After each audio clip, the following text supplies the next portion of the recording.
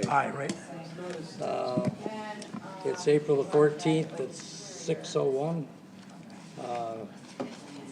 Can I get approval for the agenda, or is there anyone you'd like to add or delete? Move to approve the agenda as presented. Wow.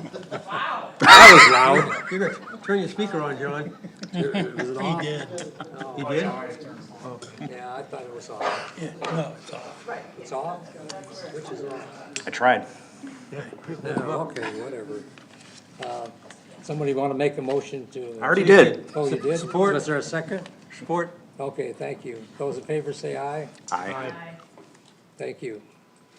Yeah, motion passes. Anyone have a disclosure of interest? I have a lot of interest in the topic here. It is. That pertains to the agenda, Oh, sorry. conflict of interest. Conflict that pertains to the agenda, yes. Hearing none.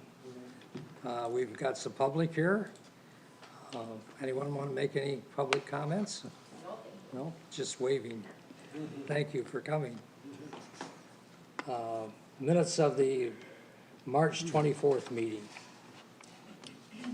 Has anybody got any additions, corrections? Move their approval. Support. Those in favor signify by saying aye. Aye. Aye, motion passes. Miles, communication. Yeah, we did have one communication this week. The township received an email from our partnering EDO organization, which I think some of you are familiar with, LEAP. They included some stats that I just thought were interesting and applicable to this body, so I included those in the meeting packet.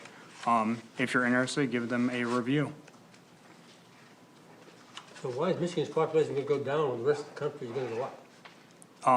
That is a deep dive that we could talk a lot about. I've got time.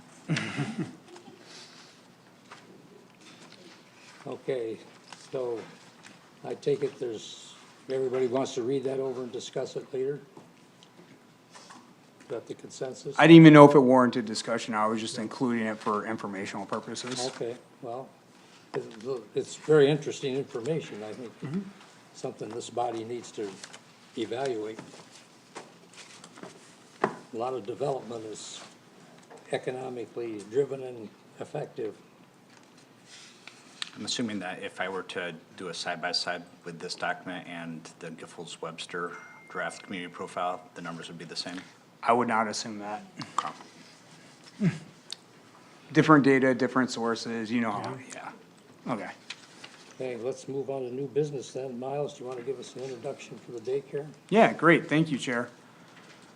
All right, so before the planning commission tonight is an introduction for, a land use that's seeking to establish in the township. The users of the land use, the applicant is here tonight. I'm sure they'll want to speak to you guys if the chair wouldn't mind giving them, some time to introduce their development, which I will bring them the mic, by the way. But this is in the area of the township that's known as Chandler Estates. It almost looks like this parcel backs up to have access off of Chandler Road, but it's actually within the, PUD itself. They are currently operating what would be referred to as a small group daycare, and they're looking to move into a large group daycare, or a group daycare home, large group daycare home. So that is permitted within our zoning ordinance to service anywhere from 7 to 14 individuals. When you move into this higher land use category by the state of Michigan, regulations that they put together related to this land use, there are a couple interesting things. One, a special use permit is required. We require one locally as well, so we're in alignment with the state there. However, unlike a lot of special use permits, the state does create certain carve-outs for this land use in order to, I assume, incentivize its propagation throughout the, state. So, one thing to note is usually if you have a by right land use, if zoning is met, you're compelled to approve. With a special use permit, if zoning is met, the planning commission and board of trustees have wide latitude to set conditions and, deny a land use for any reason. With this land use, it's important to note that that is not the case. This community has to have a solid legal rationale of why a denial would be warranted. If zoning is met, conditions are to be limited and reasonable, quote unquote reasonable, so that can be interpreted a few different ways, but it's important to try to be reasonable with this. And if zoning is met, approval is compelled, even with a special use permit attached to it. So moving forward in this process, I just wanted to get that out there early.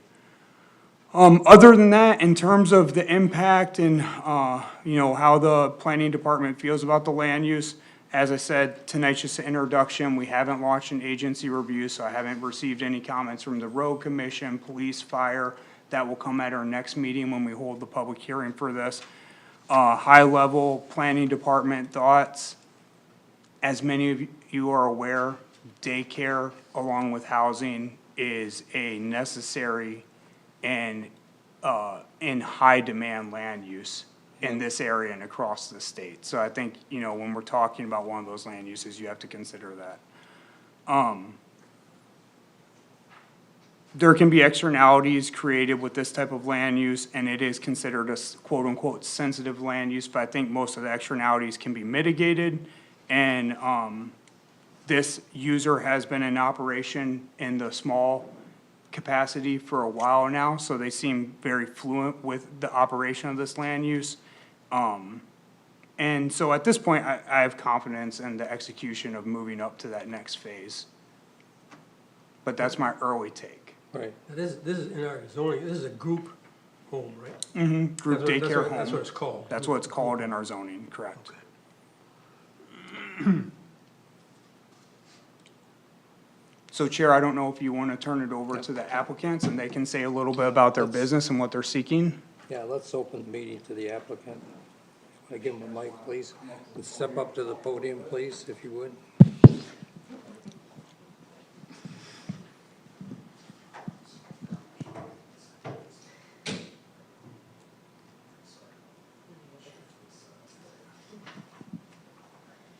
All right. Hi, good evening. Good evening. My name is Chelsea McMillan. I have been in the child care field for 15 plus years. At the beginning of the year, I left the daycare center that I had been with for 10 years and decided that me and my mom were going to decide to open up an in-home daycare. We knew that there was going to be a process to getting the group. So I went ahead and got the child, just the family one, that is 1 to 6. I have been operating that for 6 months now. And in that time frame, when I opened, within the first month, I was completely full, and I've been full since then. It is something that is extremely needed in the area, and especially affordable for families. So as we are continuing, we are getting ready, everything that's needed to open this up to 7 to, at this point, it's only 12. I'm not able to move up to 14 until we've had a group license. It's like for 5 years or something like that, and then they can to move up to 14. So we are excited for this opportunity to continue forward on moving to a group home versus a, just a family, 6 children. Sure. Hi, good evening. My name is Roberta Potoff, and I reside in the home with my daughter Chelsea and her husband Terrence. My background is in running licensed home center or licensed home child cares. I have been doing that since 2002. I briefly took a break because of COVID. And when we first moved to the Bath area, we did not open up the home for that purpose. She was at a center and I went to a center as well. Being someone who currently works at a center, I'm off right now because I just had a knee replacement a month ago, but I can tell you that childcare is not affordable for most families. We are having families leave my center, which is roughly $400 a week for one child. Family is leaving her center that was a little cheaper, not much though. People can't afford it. And we have the know-how, the capability, and most importantly, this is something that we want to do, that we are passionate about doing, and we think that we could serve the Bath families, possibly, some from East Lansing, depending on, but we currently have a wait list. There are families out there that are just waiting. And, we are being very upfront with them and letting them know that we are still in the process, but this is something that we want to do. Our licensing consultant was aware from the beginning that this was our plan, and she's fully on board, and basically said as soon as we can get approval and we get that letter into her, we have everything else done that we need to have done for the state of Michigan. She will submit that, and she will send it forward to be approved. So we're just waiting on this very important step, but this is our last step. So we're excited, we want to do this. We will charge about half of what a child care center charges. We will work with the lower income families that receive assistance from the state and that type of thing. But this is something that we really feel is needed all the way around. So we hope that you will help us with this process. Okay, anybody got any questions? What age children do you have mostly? So currently, I have, from about 18 months to 4.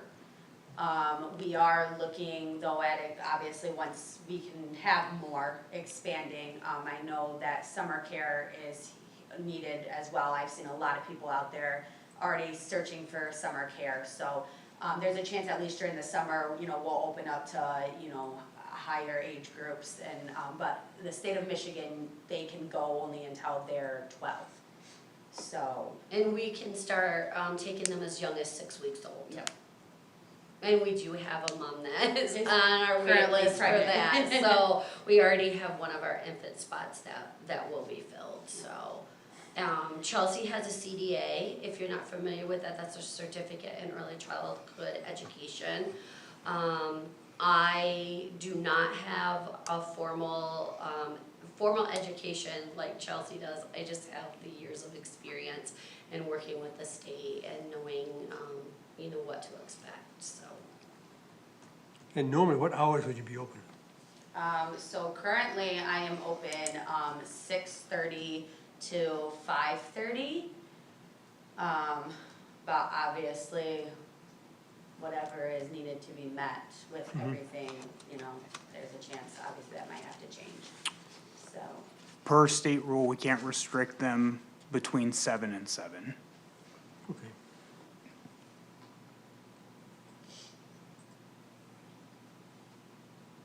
Any more questions? I have a question. Sure. Go ahead. I've driven by this house a gazillion times, no idea that there's a daycare going. Right, and we do sit back, you can tell by the Yeah. photos that our driveway, when they built the house, they had it way back there, Yeah. so, which is not kinda nice because our kids make a lot of noise up themselves, so. Obviously, you don't seem to have to do much advertising, but are there any rules about signs that? So I don't plan on having any signs. I don't feel the need to have any signs. I am able to, like I said, I have a wait list, so for the most part, and everyone that has come, they obviously, it will be the same families, so they know where they're going. And this is something too, I know me and Miles kind of talked about briefly. We are looking into, potentially opening up a driveway off of Chandler instead of, going, into. Right. I actually reached out to the road commission and never received a phone call back, so We can I'm help going to with have that. to keep pushing on them, to find out what we need to do to move forward. After we sat down and had a meeting, I instantly called them. Okay. So we are looking at, instead of having everyone have to go through, to come right off of Chandler into, so it's not as much too, so. But we currently, we have, you know, it's worked out really well. My parents are super flexible. It's worked out well, as far as, you know, the parents that I have now, and coming and going, and, you know, everyone's been super careful, and, you know, we've just been doing the best that we can, so, and we do have ample, like, parking and stuff, you know, that helps with everything too, so. That was, yeah, my only thought is if we did, when it's public comment or public hearing, Right. next time, if the neighbors in Chandler Estates express concerns about an increase in Right. traffic in and out, especially the super early hours. George is not here, but that's something he's always, very thoughtful about is cars and headlights. at Right. Well, and when we early were hours. leaving for work, I leave for work at 5:30 in the morning, So so did I. unfortunately, you know, I was being a bright light coming out, but I couldn't dim them much because the deer love to hang out right there, so. Yeah. Sure. You know, I mean, several times I'd have to roll down the window and ask them to move so I could go to work, so. So we, A driveway onto Chandler would really. right, alleviate right, that. and we try to be as, you know, like I said, Curtis, he is, you know, I can, and everything too, and we do talk to several of our, you know, neighbors and stuff like that, and we try to keep a, you know, they know that I'm running the, you know, 1 to 6 right now, so, and everything, but, that is, like I said, something, yes, we are trying to look into. But that will be an expense that we will have to, you know, financially prepare for. Right, you and know, get the so. road commission to answer and on board too, so. Are there rules about signs in a situation like this? Yeah, so we talked through signage a little bit, I mean, they did indicate when we bridged the issue that, you know, obviously the demand is high, but if the land use permit is secured, we would evaluate signs in this sense, or in this situation, the way we do in all commercial situations, which is they could submit a regular if signs aren't, part of the package before you guys tonight, they'd be approved administratively at a later date based upon our sign ordinance. So they just submit a $50 zoning permit 5 years from now with the sign that they desire.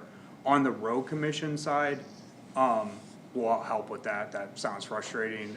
They will be one of the agencies that get a review here, so they're probably interested to hear, you know, the ideas as well. Is that a public road or a county? public All road roads in Chandler play are all Estate? public. Okay. If you do put a driveway out on a Chandler Road, speed limit out there is 55. So make sure you get the driveway designed right, so people can get off the road. You need kind of a in and Diesel out lane. driveway Yeah. for that, because of that speed out there. Right, right.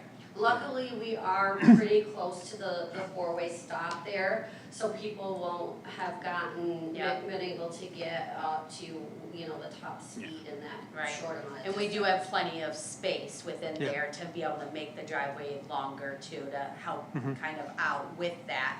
And being able to like Yeah. turn around instead of having to back out. Oh, yeah, Well, don't, you right. don't wanna back out on So Chandler. that's, No. right, Terrible. right, so Right. we do have Yeah. that kind of. The street I live on comes out, the dead-end street comes out to Chandler Road, so I know how Right. bad it is to get Right. off Chandler Road. Yes, It's not yes. fun. And the area that, Ray, you do live on, you're seeing significantly higher traffic Oh, volume no on question. Chandler. Oh, yeah. Cause most No people question. that Clark Road, they're making a left or a right at that point. Yeah. Few people are continuing north. Right. So they're going faster. So there are people going south too, right? Oh, yeah. Yep, I Yeah, a agree. lot of people go south. People go south. I go south and north every day. What is the name of your? Does it So, have a name? On the licensing website, it does not, it's just under my first and last name. She's working with me to be able to switch it when we get like the group, cause I do have a name like that I wanted to, you know, present with. So I do call myself Magical Moments Daycare right now, that's like what my paperwork all says and everything. It just isn't on like the database of the licensing. So your daycare is for all children, not necessarily special needs children? Correct. Okay. Correct. However, that said, if someone came to us and was inquiring about enrollment of a special needs child, if we felt that we could accommodate those needs, we would definitely be willing to try to accommodate. that number of children require more employees? Just me So and it her. would be her and I. When you're a 1-to-6 ratio, it is one person. As soon as you hit that 7th child, then there has to be another adult there. And so at that point, I would be, with her, and we would be running.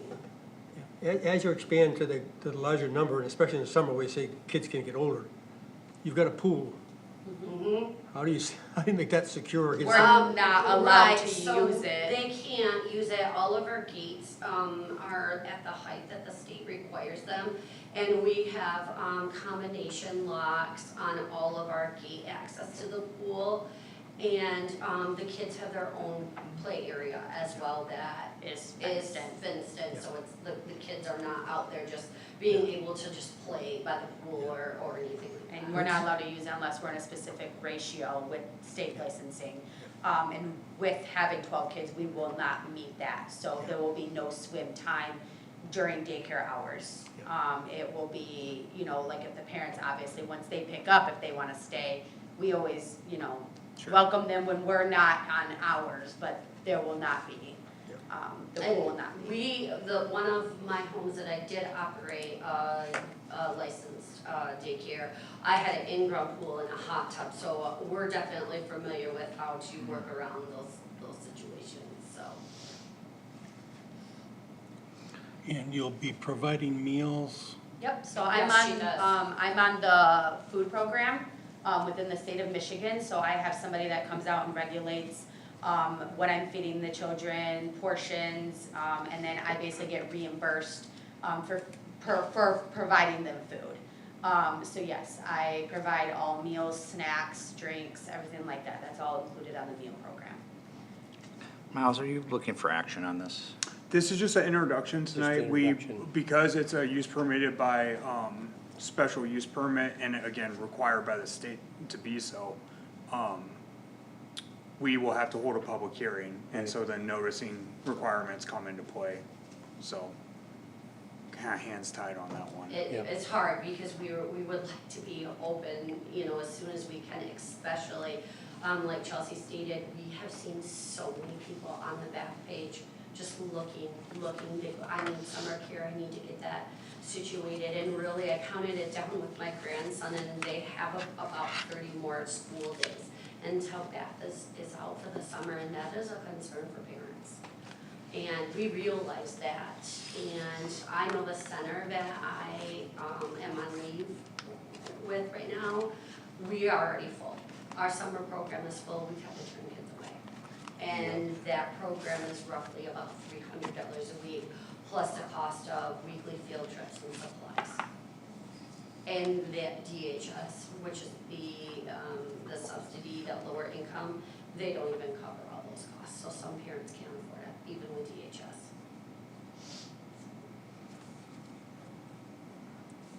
Okay? Miles, do you remember we got into a daycare situation about a year ago and there was a We issue talked with through well that. and septic tank? We talked through that thoroughly with these applicants, and I don't think we're gonna be in that situation in this case. We've Okay. already had I environmental- sent it to Miles, okay. so environmental health already came out and did their inspection, which is the health department, cause I have to have that for state licensing. Yes. Because we are on a well and, septic, and Yes. I actually just sent it to Miles, I think on Friday. They already came out and inspected and said that my well and my septics are approved for, Up the to home. 12. Yep. Yeah, So 'cause that that's can already be a done hurdle. because of Yeah. licensing We've tried to requires be as it. prepared as possible, because this So- is Thank something you. that we really want for the community. No, the applicant's very you. knowledgeable, very well read on the subject. I feel confident in their ability Good. to operate this land use. Yeah, well, we've been down this road before and there were a lot of hurdles. We expressed that to them because that was my fear early on as well, Yeah. but seeing that from DHS, I mean, Right, yeah. obviously cured they'll still be a part of our agency review. We're Yeah. Oh, obviously yeah, it has to responsible to be. send them one, but I think that hurdle will be met. Yeah, good. Good, well, thanks for coming, folks. Yes, thank Appreciate you. it. You're welcome, thank you for your time, we appreciate it. And we'll Guys, we'll be in touch with the updated timeline, thank you. Okay, thank you. We'll let you know when we're gonna schedule the public. Yeah, it'd be the first meeting of next month, if that's okay with the chair, that's what we're That's planning fine with right me. now. Yeah, yeah, there's no use in holding us up. on the- Agreed. Right. Thank you. Thank you. Hope you have a great evening. And you too. You as well. Okay, let's move on, Miles. Okay. So, where'd the Giffel Webster, oh, there they are out in the hallway. I'm getting You there. wanna come back in for us? Thank you. Thank you for taking a break.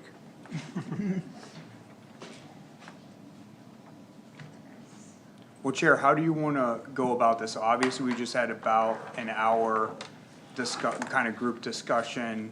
Do you wanna go around and get everyone's thoughts and then kick it into Yeah, order? whatever you think works.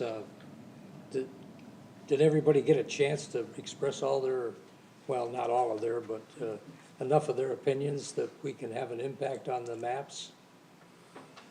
Did you want to make further comments about the maps? What's I your could choice? comment all day long. Well, I understand that. We could be here for a week probably, but I mean, what I'll say is, I would like, I mean, one, updating it makes a heck of a lot of sense given how old it is, but I'd like to advocate for dividing the rural district into two rural districts, one Okay. rural agricultural and one rural residential. And I think that will give us more flexibility and control over how we direct future developments, change ordinance language. It'll give us flexibility for, you know, easing regulations in agricultural when it aligns to the actual use of it. And it aligns with how we currently enforce various ordinances. so would you propose to do that based on the geological area, such as wetlands or so forth, or So- parcel size or I mean. location? We took a red marker, Sharpie, and we yep. marked up a map. I think we can divide pretty cleanly, you know, the rural and western components, the northern and western components of the township. I think there's questions of, you know, if, we don't wanna do it based on parcel size, just because it'll look like the map had chicken pox. But I mean, there are folks who have smaller parcels who do live in the rural, in the, you know, quote, agricultural areas that chose those parcels because of the nature of how that, you know, of the area. So outside of carving out some areas in the northern, north central district, that clearly have, you know, higher density. I mean, I don't know what, you know, Yeah, I got, some items on that. Okay, so, one, just for our clarification, are we talking about this would be a amended district to the current zoning or the future land use map? Cause it sounds like you're talking current zoning. Can you say the difference again Yeah, in terms of like utility? fair. There are two main maps that are in play tonight. The first one here is our current zoning map. So this is the map that 90% of the time is the one that we're looking at in the back office, talking to developers, homeowners about. Then there's also the future land use map. This one really comes into play if a developer calls on the phone and says, hey, I want to build a PUD, or a homeowner says, I want to, build a home on a vacant parcel. If the answer is yes, that's a land use, like daycare, for example, that was a land use that was already permitted by special use permit in that district. Well, let's say that wasn't the case, right? But, and they are in low density, but let's say it is the case that it's permitted in medium. So then the next move is to go to the future land use map and say, oh, is medium density on the future land use? Okay, well, yes, it is. So you can request a rezoning. And we can recommend approval of that rezoning based upon the future land use map, saying this is the direction that municipality would like to go in. So one map is now, the other map is where do we wanna go 20 years from now? And by rezoning incrementally over time, you get there. So philosophically, where does 5 years from now fall? should that be in now, or should that be in future? 5 years from now, I feel like is a short enough, I wouldn't consider that like long-term plan, I would consider that like a short-term planning move. And for that, that's where you guys come in, and there are two options with that. You can either see, this is the process where a 5-year option should be talked about, 20 years should be talked about as well, but 5 years, now you're seeking action now, you want something done like as a part of this plan. You have two options if you want it done as a part of this plan. Either you can try to get that on the map that is going to be approved as a part of the comprehensive plan, or you can get it included in an action item at the tail end of the plan that say, this district shall be reviewed and amended, particularly these parcels and we have in question. And then we can get the comp plan voted in by the board, adopted, and then we have a list of items over the next 5 years to implement before the next comp plan. So current land use is not just how it is currently used, but how it could also be currently used. Yep, you're creating, the two maps create incentives in the marketplace. If you would like to make higher barriers to entry, you don't allow that land use on the current or future. If you wanna lower the barrier to entry, you place it on the future only. If you wanna make it the lowest barrier to entry, you place it on the current zoning.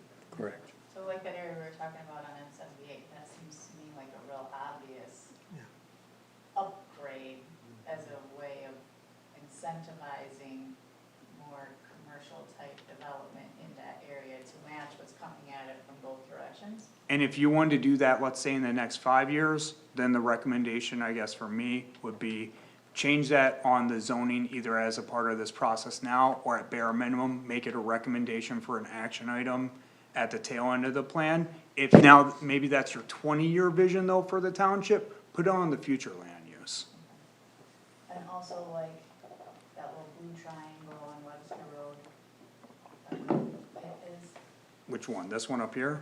yeah, like that seems to me like a place to de-incentivize, because I don't think a big development would fit in there with what's over there right now. That, again, that's your decision. I think it's odd that it's zone development, but that's my personal opinion. And same thing with kind of the behind downtown area as well that you mentioned earlier. I think And that, that's like owned by us, so it's odd. right. But if a developer came with a proposal, it would be harder for us to say, that doesn't fit with what we have in mind, because it's zoned with that in mind. If a developer came before the board requesting to purchase the land from the township and the rationale was we wanna build 40 apartments on it, I would say, based upon our currently, like, let's say that happens tomorrow, not next year when this is all cleaned up. But I'd say based upon the currently adopted zoning, which was approved in 2022, you know, it was de-development, that was at that time. So this is, the recommendation for the planning department would be this is in line with our currently approved zoning. Correct. Correct. Which I've had to say several times, even though I might personally find it odd that Yeah. that land use exists. Right. So one thing that you could do with that, right, is on your future land use map is to maybe go for like a lower density option. And then the goal would be maybe over the next like 3 to 5 years, you would consider zoning amendments or new districts or something at that point. So I would say, in addition to what Miles is saying, you'd want to probably make those changes on your future land use map, but also have a targeted action item towards that goal. Okay, let's do that. Does that answer your question, They Keith? can, they can Let Ray serve, Patke here that we're talking about not selling. Can I get back to Jason's district though, real quick before Absolutely. we move on? So if we're gonna establish though like a whole new district, there is a lot of legwork that goes into that outside of the map, as you're aware. You know, we would have to establish a new article in our zoning ordinance. Correct. So that would be something that if that's being discussed, I would think that would lend itself more to an action item, cause I don't see us in the midst of this whole process creating a new zoning district while we're trying to do the comp plan. However, that could be like priority number 1 in the action items. So the comprehensive plan would have an action item of diversifying the zoning districts of the township to better align with how we, Well, so we could change the future land use map to those two categories, and then the idea is that you have a justifiable reason to look at your zoning. but in could the we next also future. codify it within the plan itself, not just a future Yes, land use map? so we would change the future land use map with those two categories, and then also have some action items towards. Objective 9. Well, it could be objective number 1. I guess the concern I've got, I think everything should go on the future land use map, because I'm afraid if we do something now that's not on the future land use map, that might conflict with what our future land use map looks like, we want it to look like. So I think we need to make sure that whatever we do now matches the future land use map. So we don't have somebody come in and say, well, it's not on the future land use map yet, so we can do it. Can't we adjust the future land use map at any point? We don't have, we're not restricted to 5-year. You can No, amend it at No, any we're not, point. but I guess my concern is, I don't want us to do something short-term that's gonna mess us up in the future. Yeah. You don't want conflict between the Right. districts. That makes sense, Ray. Yeah. Right, so Back- I Back to think, your question, Jason, about the land use in the rural areas. If we don't define where it exists and how, they're gonna have an awful challenge making up the areas that would be subject to the different criteria. Yes, yes. So, I mean, there's gonna be some work that goes into that, right? Right. So I think first we just, can we come to a consensus that it makes sense for us to add a new zoning district or to divide the rural into two separate rural types? If we do that, then, either, a bunch of us can, wreak havoc on a map with Sharpies, or we can ask Miles to do something a little bit more structured, on this, or vice versa, then we, I would imagine that would be the process, right? You help us out here, Miles? Yeah, I think that, if we're trying to define areas, that's a task. I think what we would do is take the feedback from tonight, give it our initial shot. I think you made some markings on a map, so we would take that into consideration, probably run it back by you to say, hey, does this match what your intention was? Then we would probably blind copy, email that out in the short run, cause it's gonna take us a couple week turnaround, like this wouldn't be before our second meeting this month. And we would blind copy that out, hey, any high level thoughts on this? That way there's not communication from you guys, but then we can kinda be taking information from you guys outside the meeting, cleaning up maps in the background, then bringing a more finished product to the meeting. So one of the things I wanna talk about with this is, we're gonna talk later about data centers, right? Right. One of the arguments in terms of doing good planning around data centers is, what are the lands that we wanna protect? And given all of our founding documents, past comprehensive plans, the current draft of the, comprehensive plan, our community values rural agricultural land, right? That's part of our identity. We can provide greater protections for that prime agricultural land, without, more strategically than something that's blanket across all rural parcels. And so I'm just trying to think of, channeling Miles's incentivizing versus, Kate's disincentivizing. What can we do with greater granularity in terms of disincentivizing some developments from that area or incentivizing others? Other things that we can do is we can have a larger parcel size, minimum parcel size for the agricultural land, make it 10 acres or something like that. So, Are you thinking about tax rates too, differences there to incentivize? I'm not, Or de-incentivize? I'm not sure, the land. the current usage is primarily agricultural, right, and some residential, right? I mean, we would presumably allow residential in the agricultural district, right? If you're gonna zone agricultural, generally, that's gonna see a lower tax rate, right? I'm not a tax person, so the last Me person. either, I'm speculating. Just to, I'm not a tax person either, but my understanding is taxes are largely levied based upon like what the current land use is of the parcel, not. But there is a controlling factor of if you're zone development, the possibilities for the parcel are greater, so that can be a factor that assessors take into account. At this point, because we don't have any language drawn up and we're only considering maybe putting this on the future, I don't think, without having language drawn up on what land uses would be by right and what would be by special use permit, it's impossible to know the tax implications. Well, and they keep changing the rules all the time too. That's why the assessor has to go to classes every year. Sure. But that's when that would come into how many land uses you allow by right, how many land uses you allow by special use permit. The availability of options on the parcel is one of many factors. Right, correct. I think if we're gonna switch rural to two different classifications, we gotta have some really strong reasons of why we're splitting it. So somebody in the future doesn't challenge us to say, doesn't make sense, you can't do that. Correct. There's a reason we're doing it, what is that reason? I know one of the reasons is this data center stuff, which I think is a good reason, but there's gotta be more reasons than just that, I think. I think it might be a good idea to split them, but we got a good reason for doing it. How many pages of text do you want in that rationale? 2 would be enough. I would be happy to draft that out. Well, I do think, a lot of the survey results spoke to this idea of preserving Bath's rural character. So I think you do have a lane right now to make that adjustment to your future land use map.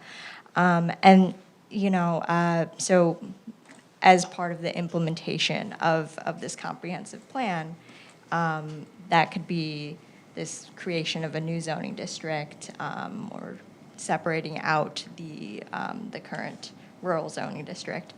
In that process, maybe in the next, 1 to 3 years, that may be successful, it may fail, but you have a venue to do it with the future land use map. And, you could come back in 5 years in your 5-year review of the comprehensive plan and make adjustments, just depending on how your discussions and how feedback from the community goes. So one other thing with this is if we crack open the zoning, might we also want to consider further diversification? Where we've run into issues of, well, it sort of fits in this district, but not quite, or this is really, that's an incompatible use with that kind of district. So things like industrial applications, right? I mean, So before, I guess, I see where you're coming from.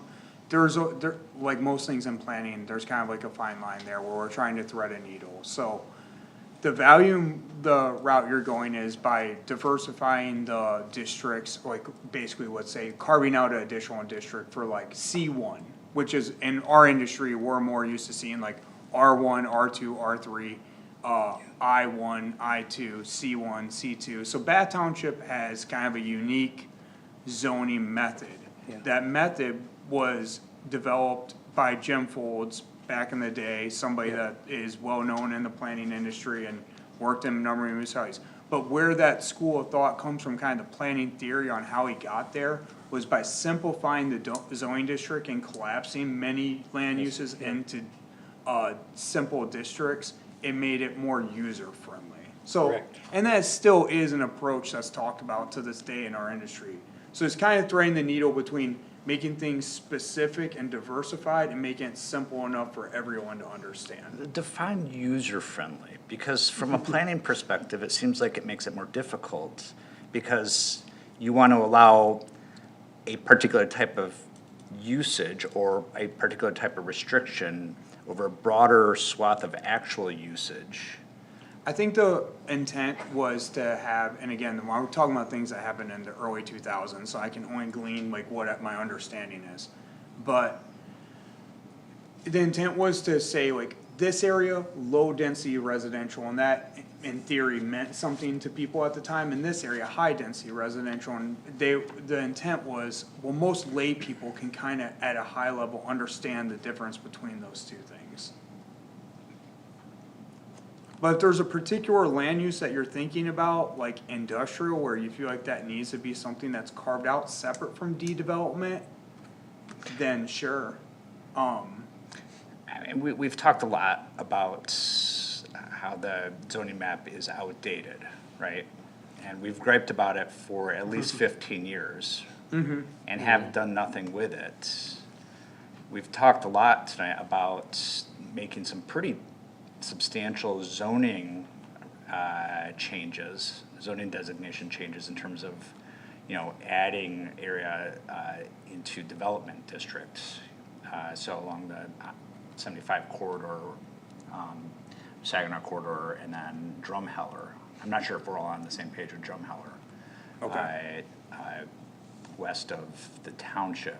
Yeah, I wanna go through a couple of those once I get a chance. I guess my thing is, my understanding is not that high-density development as it's currently written and functioning, I don't think that is obsolete. I think that's working, and I think it's still applicable in the township. I guess from the staff side and what we've heard from the residents, I'll just give you an example, is should this parcel be zoned high-density development? What am I looking at? Clark? Yeah, because there was a developer that came in a while ago that was thinking about building a sixplex here, which right now would be a by right land use. Well, why are we talking about Clark? Because this parcel is zoned high-density development. And so my issue isn't with the high-density development district. I think that district is applicable. I think that district is sound. My issue is, why is this? And so if, just from, and I think the intent, again, at the time, was to have large swaths of the township zone this, so the developer could come in, Yeah. buy up 4 parcels, demo everything, do a land combination, and build one big facility. That hasn't manifested itself, and how it has manifested itself over the last 20 years is, Should we make that a condition of water and sewer? High-density development? if water and sewer is available. Well, I guess, If it's up to the developer, maybe the developer needs to buck up and make it available. you can, I mean, the planning commission has the ability to recommend a lot here. I guess I would caution making it pure, I think infrastructure has to be a factor of that, but again, you don't have water going up your entire Main Street. So if you don't zone it that, if that becomes a controlling factor of where water is available, that's gonna vastly change the future of the township. Oh, yes. And I don't know if I wanna do, I don't know if I would recommend that. However, I think it's odd. All I'm saying is I think this is odd. I Oh, think I there's a agree. lot of odd behavior going on. I think that needs to be get looked at for what's realistic. I agree. I don't know that, and this is a discussion to have, I think, with the board and the planning commission, is there any interest in the board to bond for utilities? I think that's outside of what we're talking about tonight. Well, I think it is, Miles, but I also think it's something that has to be addressed when we talk about land use and development. Because otherwise, you've got a parcel there that's zoned for high-density residential that is not really developable for high-density residential. So can I run through a couple things I heard tonight, just so we can get clarity on Yep, the they're good. discussions earlier? That'd be great. Okay. So the one that I heard about was, we've done a fair amount of rezoning ad hoc here as applications have come to medium from rural. So it's gone pretty spotty in this area. Yes, it has. What do we think about changing this entire swath to medium density on the current zoning map? Any oppositions to that? I say we make that whole triangle, including Lake Messier, whatever, all the same district. Okay. This whole triangle? Yeah. Okay, what about these back here, include those or keep those D-development? What are those? Didn't we just change one of those? We did just change, not one of the ones I just asked about, but, They're all, there are these out here. weird shaped ones on there. What is this facility out here? Is this, I think this is the golf course facility, the service area for the golf course. I think so. I think this is the same owner. Where's the access on that? Down here, then through here, then at the end of this road. It's just a very long drive. They have a Yeah. private easement through here and this is a private road. Some legacy hangovers from stuff that would never be allowed these days. Right. The rail yard, and this was all built even before the rail yard went out of service, so extremely weird land combination here. But you keep that D development, you have some commercial uses on there, so I feel like it's probably applicable.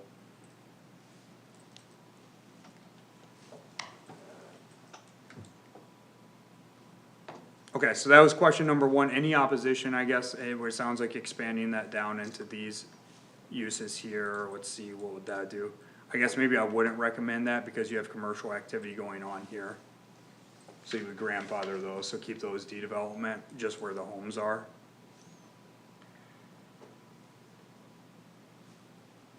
I would agree with that. Okay, I guess long term, because we're talking about at some point in the future, Chandler Road, not overlay district, but something, some development along Chandler Road.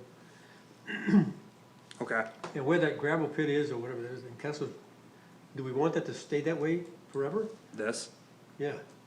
Or would our long-range plan be to get rid of that and develop it into something that's, well, I think on your, let's see what your current, future land use says about it. It looks like mixed land use to me. Yeah, so your future right now says mixed, so I guess I would propose keeping it D development in the short run on the current zoning. Would you like to change it to residential on the future zoning? no, I don't, not on Chandler Road. I mean, I guess multi would lie what? Multi is I mean, dynamic. Yeah, It's not, medium, I mean. it's not defined, the closest thing that, multi would match up now would be a D development, so we're basically saying, Yeah. keep it what it is. You did mention though, Ray, on the future to clean up this blue parcel, because that's Oh, out that- of line, that's yeah, not, it's not that anymore, right? so clean that up to medium. Okay, I'm gonna keep moving here, cause we got a bunch.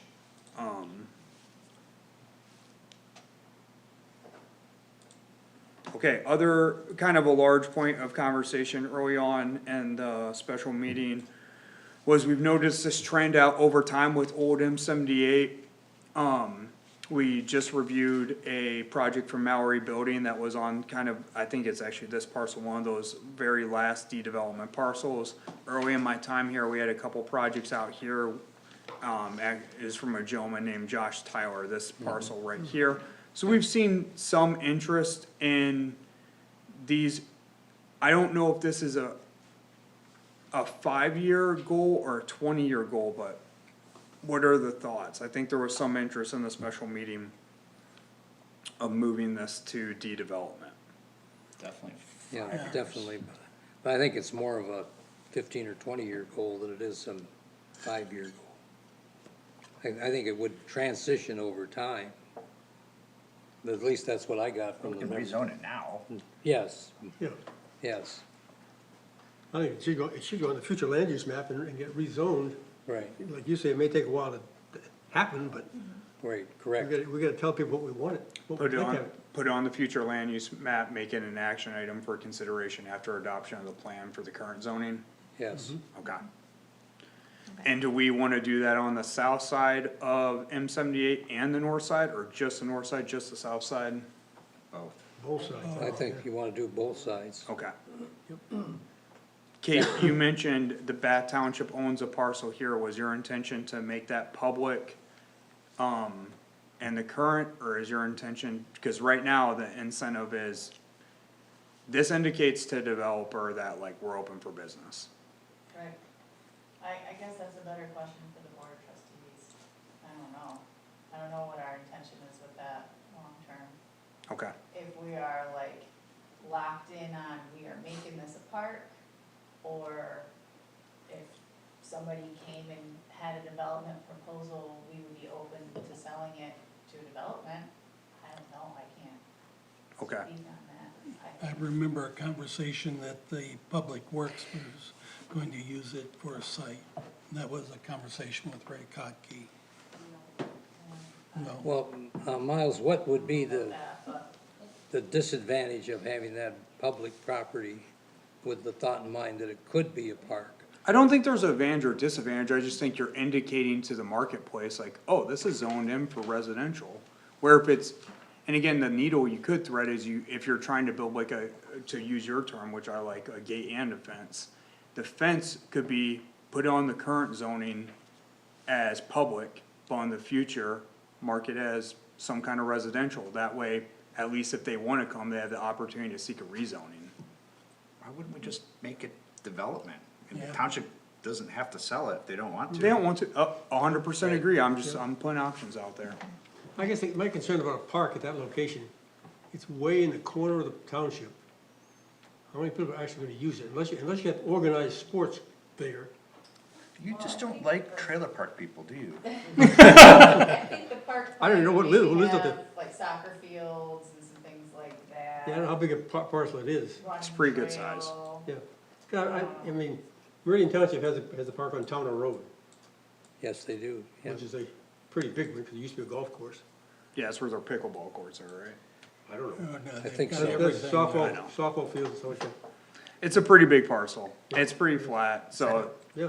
And Dutch Hills right there. Okay, but it sounds like the consensus I'm getting is, we don't have if we're gonna zone this whole swap D development, there's no bones about doing that one as well. So I'm cool with that, that's from a mapping perspective, that's easiest actually. Yeah. Alright, and then just to kind of bring it back to future land use, that is currently designated as rural open space, so. If that you is put it as one D that the- development on the current zoning, it would be weird to not upzone it Right, on the so- future as well. Yeah, Oh, yeah. So that is one parcel you would wanna see as development. So related to the open space, I mean, that's not a zoning district, right? It's not, no, Okay. it's not. oh, wait. Is it, I forget if it's called. The open thing space that or public doesn't space. quite We make never looked sense at that to me district. is, Like, parts mean- of it are, so, Okay. like, public, some public. Yeah, public. so like the So- airstrip is open space. Yeah. But no one has access, I mean, it's a private airstrip, Private right? airstrip, So yeah. if we do anything with that, I mean, we should articulate, open space that people have access to, like state DNR land versus open space that we don't have access to. Yeah, I think you're just noticing there was when they defined open space back in the day, they weren't thinking about it in that terms, but that, I think you are correct, that's how the public would perceive open Right. space. Okay, but we're hoping that we can clean up a lot of that with the future land use plan, cause we just don't Right. think most of these districts are even applicable. And that you don't need two separate maps for future land use, and then rural open space is part of. It's the future confusing. land use map. Miles, the one piece that I just wanted to get some clarification on. So if you go kind of to the like southeast Okay. portion of Bath, so just under like I-69. Okay. So those current development zoning districts. So in the future land use map, that is mostly a mix of rural and low-density residential. So just if we want to kind of align that area more to zoning. Yeah, I think that's to whether that Mr. would be Severy's appropriate. point, I think the future land use, map needs to just, at baseline, match what we currently have, and then make adjustments from there. Okay, And there might be some downzoning and upzoning that needs to happen. Is there anywhere, I think we dialed in from the meeting, I heard a lot of conversations about upzoning, so that would be moving to higher districts. Was there anywhere in the township that we felt needed to be downzoned? I mentioned one earlier, kind of that high density, that didn't make a lot of sense to me, north of Clark, but is there anywhere else that, what about that spot around Park Lake, that's kind of where the Eagles are? So that's- It's like high density on one side of the road, but rural on the other side of the road? Let me get back to the zoning. I should've just opened up 2 documents, cause I'm doing a lot of scrolling. So like, where the Like, Eagles if your are, like, Cursor, like if you just went south a little bit, you can see that it's, looks like it's high density Here? Yep, but then rural on the other side of the road. yeah, That seems odd to you. odd to me here. What would you like to see? I don't know. It's always a hard question. Something different than that. Does Yeah, it's the 'cause you have, township own that? Should it just be public? well, you have the sod farm here, so those are those, parcels you're seeing that are rural. And that's probably why they're zone rural, cause they're actively being farmed in some sense. Then you have high density here to match just kind of the greater Park Lake area. You have obviously our public here, which is the large swath that we own. So, I guess with all that being said, I don't have any, that kind of mirrors reality to me on the on what I'm seeing on the current situation. But if you want us to incentivize different behavior in the future, I think, What is that? So that one. this is there high any- density, Is there anything there? What or is a that? single family home. Single family home. Okay. Now, that shows Webster Road come down and curving going west, does that actually do that? There's been many discussions about Webster Road. So it's a access to Mr. Johnson's park. Okay, He has an this easement. brings up a point that I got made at an earlier session. The roads on these maps need to be clarified as to whether they're public, private, or just an access drive like that. So we can look at the map and say, okay, what is really open to the public? What's a public road that is maintained by the county? And what's a road that is open but is private, really? In this map that we're on, I don't disagree that we could add some clarity on our zoning map on that front. This map, though, that we're on, this is produced, maintained, and operated by the county, so we kind of have little control. Yeah. Well, it doesn't here, because this is just an aerial photo. Other maps are, it's a drawing. We can make the colors of those roads match what they actually are. Agreed. Okay, so we kinda talked about this area and how I thought that was odd from a down zoning perspective. I mean, there's a lot of dark blue here, and there's even some light blue up here, I mean, you guys find, any thoughts on all that? Well, the part through the village area, I think should be zoned differently. What do you think? So a mixed use, something like that, maybe you can do mixed use in this, but why don't we tell them what we want in there, which is, Well, high density development is the closest thing you guys have right now to mixed use, so are you proposing like where Jason was going with breaking out additional districts? well, I guess I was looking at the stuff the consultant sent us, and there was a mixed use That's on classification. that's on the future, but that's not a current, that's Okay, I'm talking non-existent. about future then, okay, Okay. yeah. Well, I guess our thought on the future was to collapse some of that to make it mirror better what we have in writing now, instead of, Because what was written there was, this kind of would include Chandler Road corridor, Chandler Crossings, and the Marsh, 78 Marsh Road area. And I just made a comment, it should also include the village area. That mixed use thing. I think it does. Because what do we want the village area to look like? It does. In 20 or 30 years or whatever. There's a lot of stuff in there that's gotta change before it can look like it should look, but.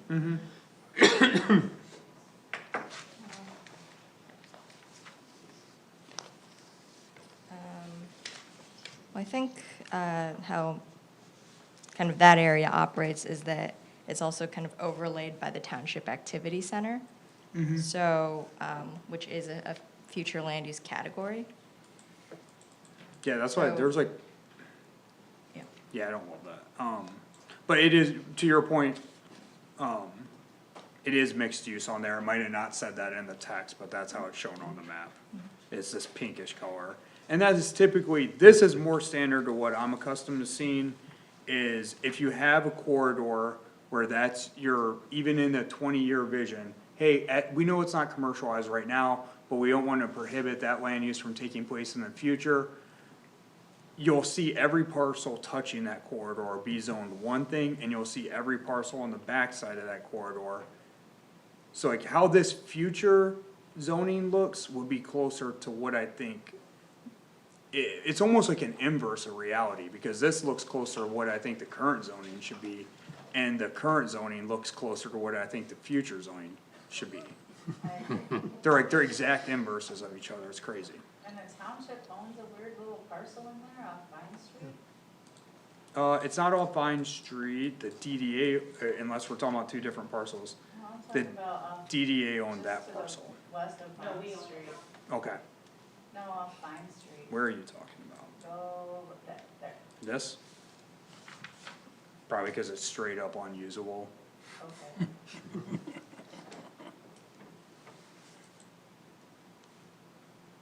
that just all swamp? Yeah, it's pretty wet.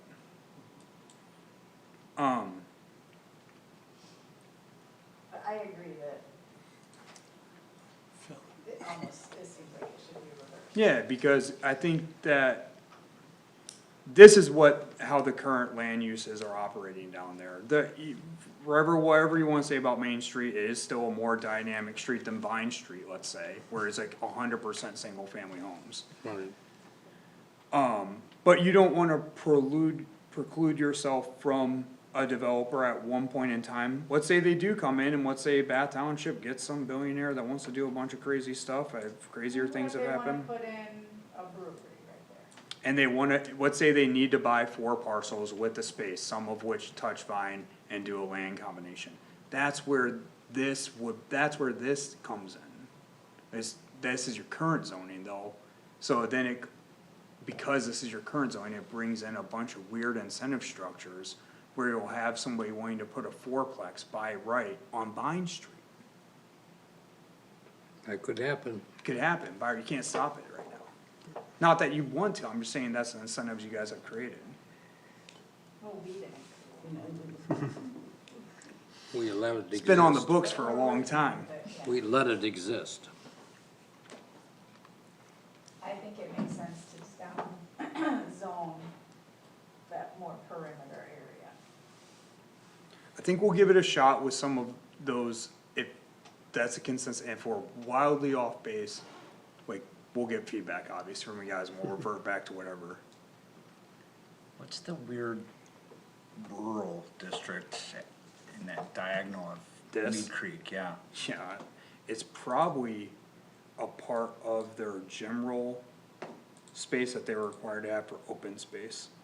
Common area, no info. This is probably their common area when this was all broken out. PUD. Yeah, Probably. that's how they were meeting their open space requirements at the time.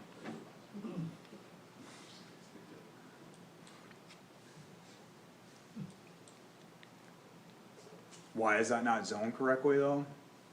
I don't know. But it's something we can fix though.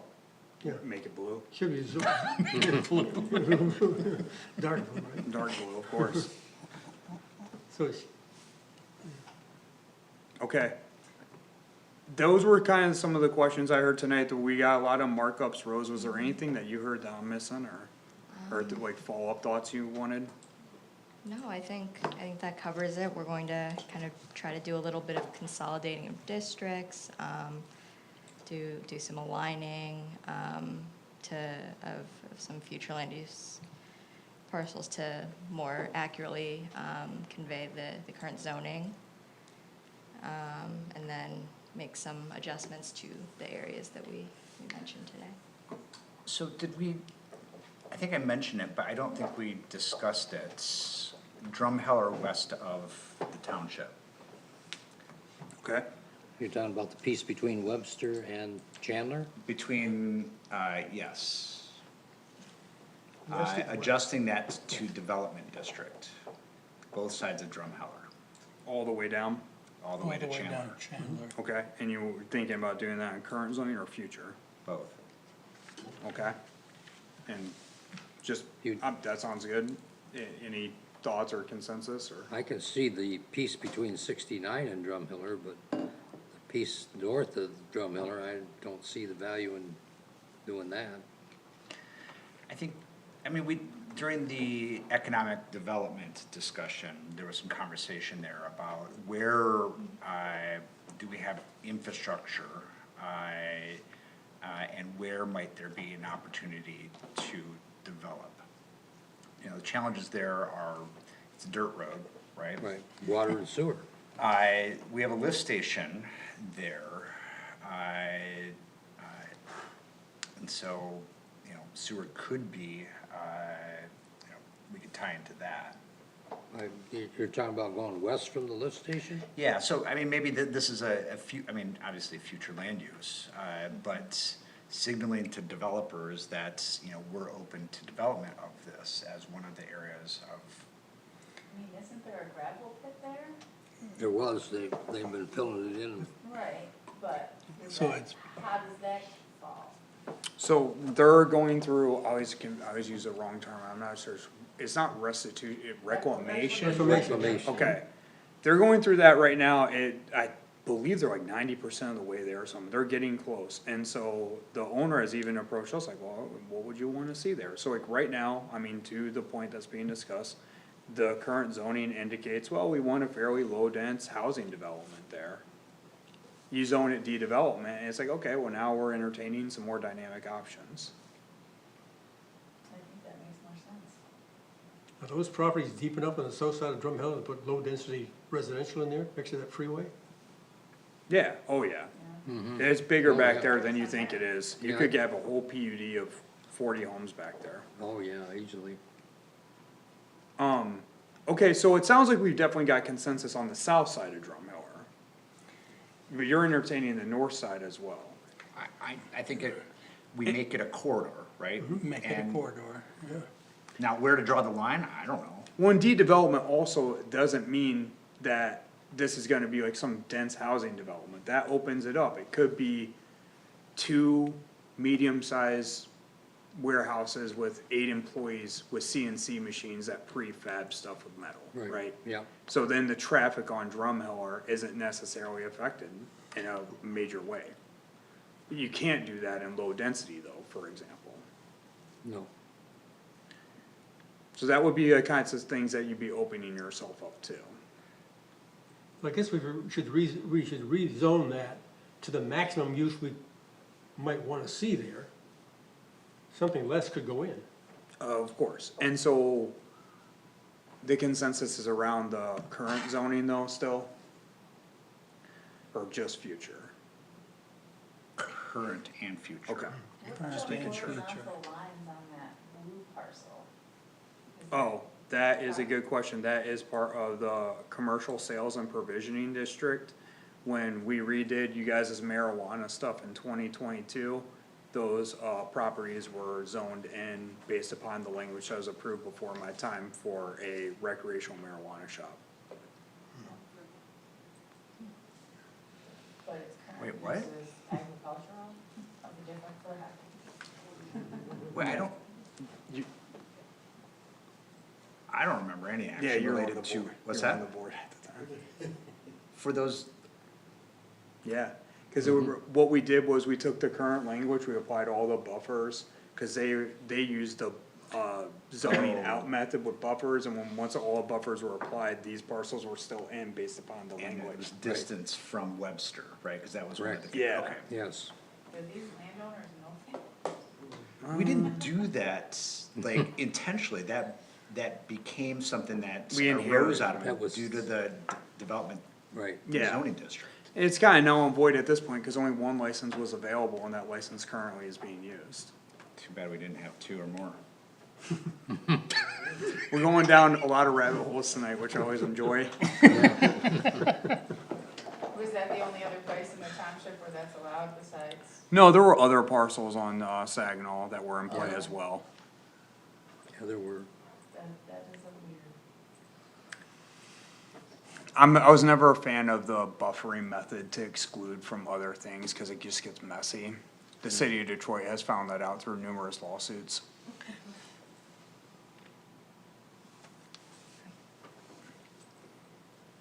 Alright, So north side? yeah, I think both sides, I mean, that's the consensus I was hearing, Alright. so that sounds good to me. Alright, well, we'll give it our best shot, guys. I mean, it's a complicated topic. I'm sure we'll have a little bit of back and forth. We'll be here What to hold about you Tower accountable. Avenue? What about Tower Avenue? We have talked about, Okay, I mentioned that on the map. Oh, that's But I right, you think did, it didn't you? deserves a little discussion since that yeah, application and perhaps more applications may be coming in. what are your thoughts? High density developmental, All the way, maxing it out. industrial. So right now, Especially since you access all this from East Lansing, we don't care. Yeah, exactly. so like many people in the township, I've never, and started here in late 2021, I had not driven on this road until 2 weeks ago, 3 weeks ago, whenever that time was.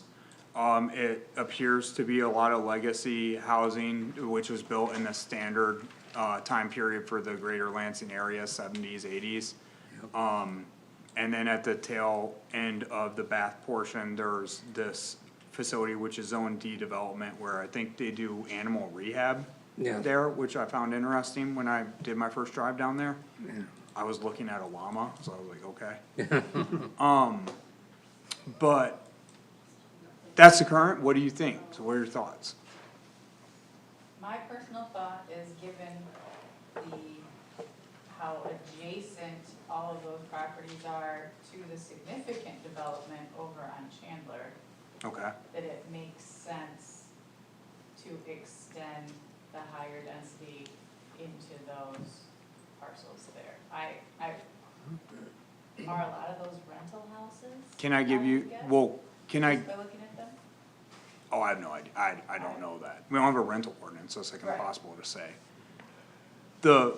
From the land use category though, there is most certainly a reason of why Chandler is the way it is and why Tower is the way it is. It's infrastructure, utilities, traffic counts, I mean, they're close geography wise, but they couldn't be two worlds more apart when it comes to traffic counts. And now, if there was some through road here, it would be a whole different story. What is East Lansing? But you have to go all the way down, I mean, I think the police and fire talked to you guys Well, about. what if somebody bought the Nottingham Farm or the former Nottingham Farm property and they connected it?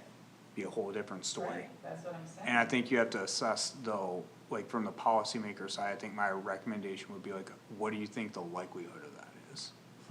Well, if somebody asked me a month ago, what's the likelihood of an apartment complex going in there? Fair enough. I probably would have said low, and I would have been wrong. Yeah, fair enough. So do you think, to that point then, what would you like to see on the current zoning, or what would you like to see on the future? Or both? What is it? It's currently medium density, and that one parcel where the facility is de-development. I think it all should be development. I think so too. On the current or on the future? At least on the west side of the road. Make the whole district, the whole little cube. Because if you continue down, I know it's in East Lansing, but if you continue down to the right, that's like all rental houses, it's all duplexes and stuff in there. It's mostly rental. I hate how our new imagery's cut off, right? I There's a wanna be able bunch to of see apartments Meridian there to the too. east. Yeah. But agreed, okay, so So all that white area is zoned what? this is, rural, because this is currently still the sod farm. These little parcels down here, just cut So off from the where's rest of Where's the the farm. East Lansing part that they annexed? That's, in the gray. In the gray, okay. So it's kinda odd, cause you're just seeing this like carve out of rural, but it's all part of this sod farm that's grayed out, cause it's not our four I twenty-five. did notice a new residential house back in there when I drove back there, is that in that township or is that in East Lansing? It was on I guess I don't- Country- Yeah, it's building whatever on that the road is. east side County of the road. line? Is it on the north or the south side of It was county on the line? south side. It's, then it's Meridian Township, That's Meridian Township, okay. probably to their dismay. Taxes are much higher. Oh, the owner's just, yeah. Yeah, the owner's dismay, I don't care. I'm glad. No, I'm just kidding. I think it should be development. Okay, both That's just my sides, opinion. both maps, Yep. okay. Noted. All right, any other final thoughts? All right, well, I know I really appreciate Giffords Webster too. Yeah, Thank you guys so much. thank you for coming. Look forward to seeing you next month. Yes.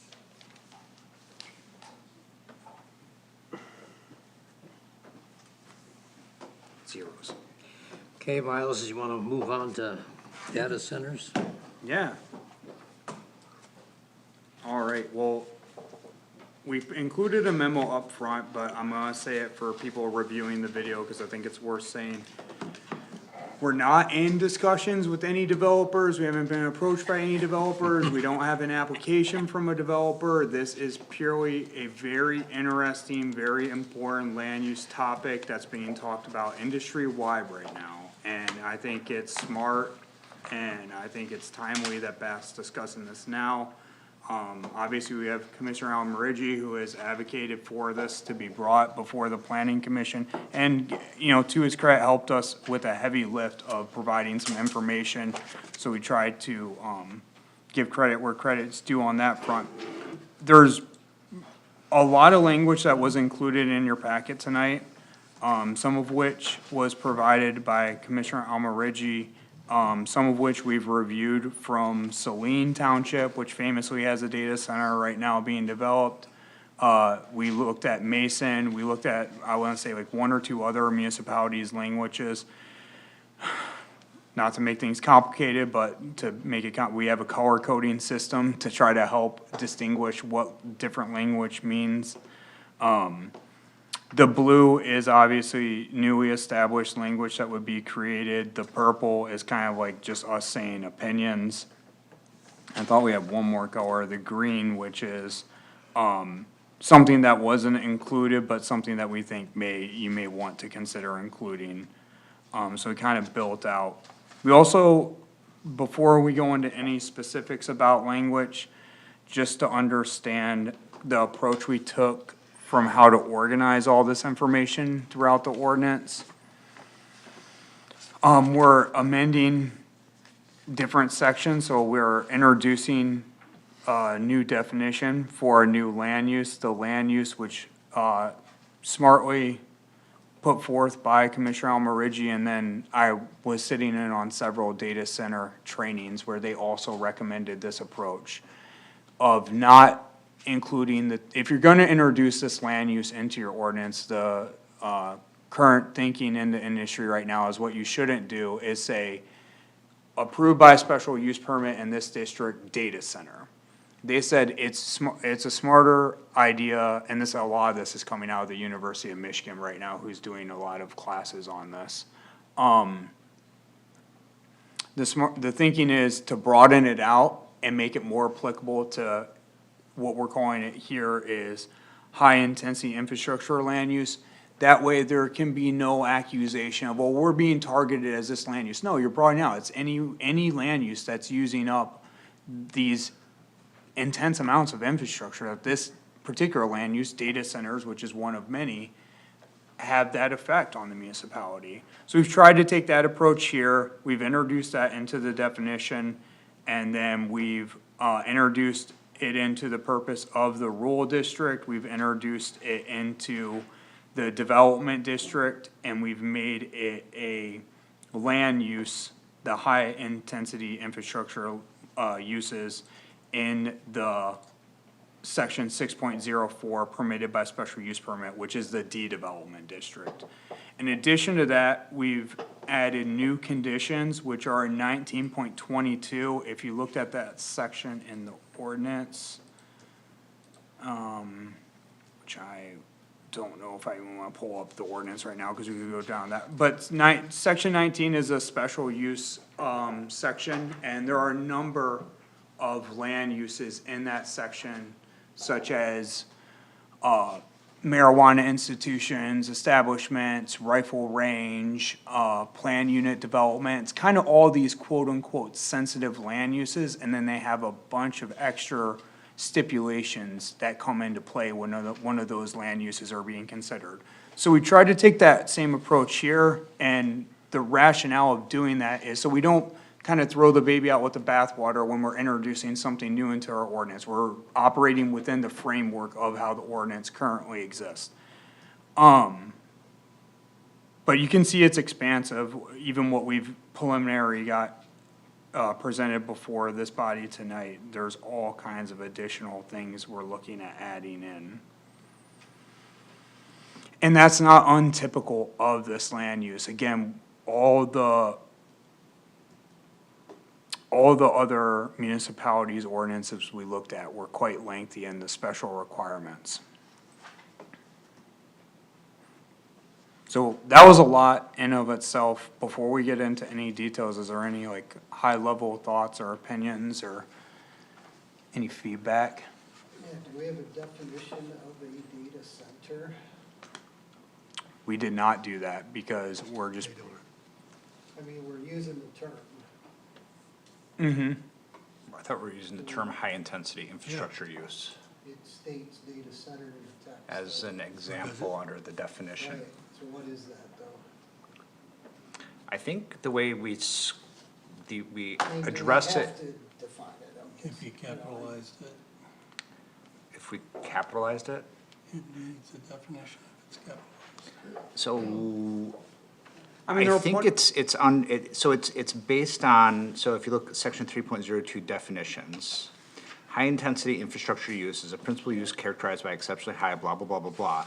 And then where it gets defined is based on the infrastructure use. Now, there's blanks there, because we need to define what the thresholds are. that part, but it just says infrastructure uses include, but are not limited to data centers.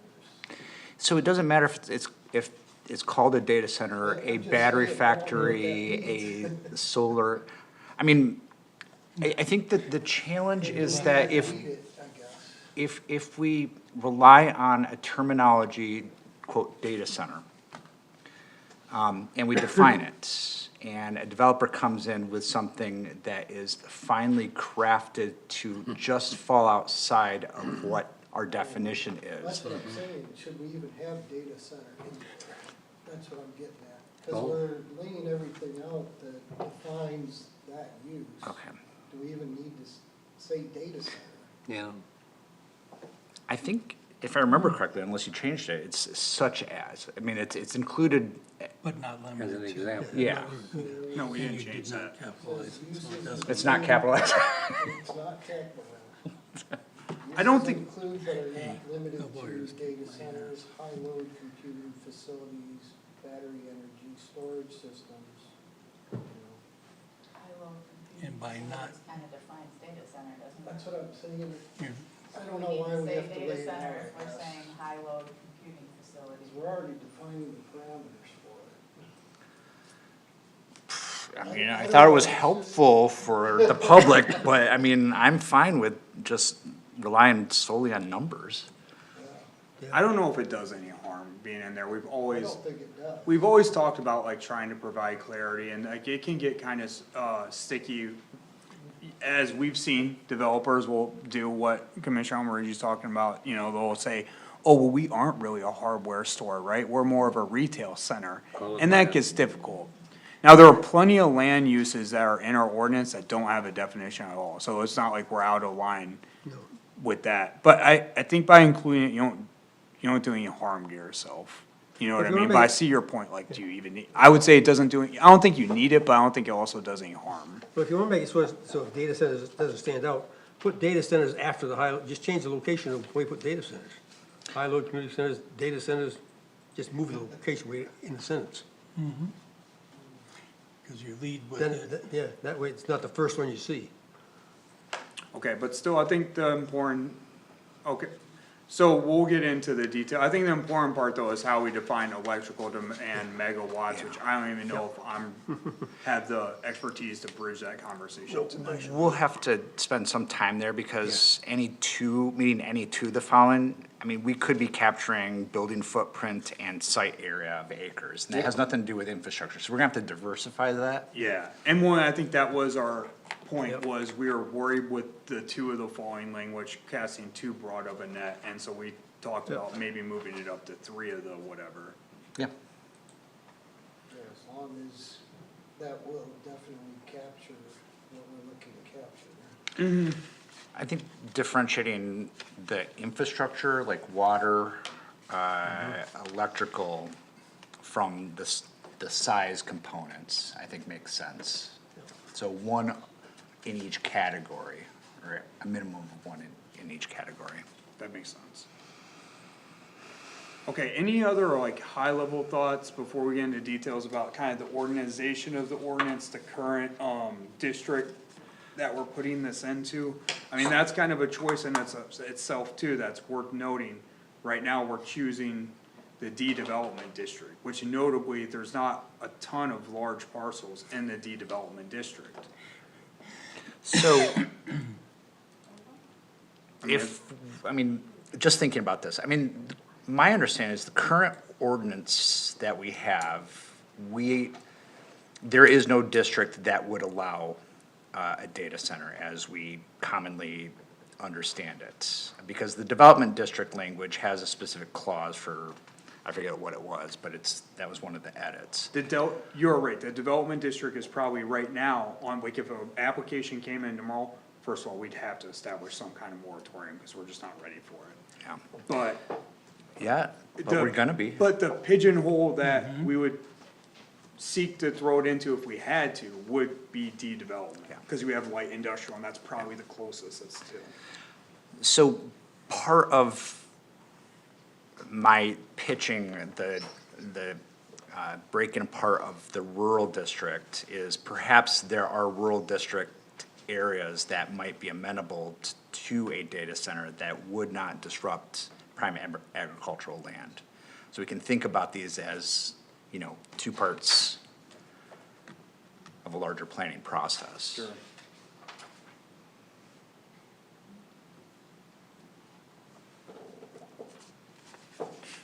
Or not. I'm not.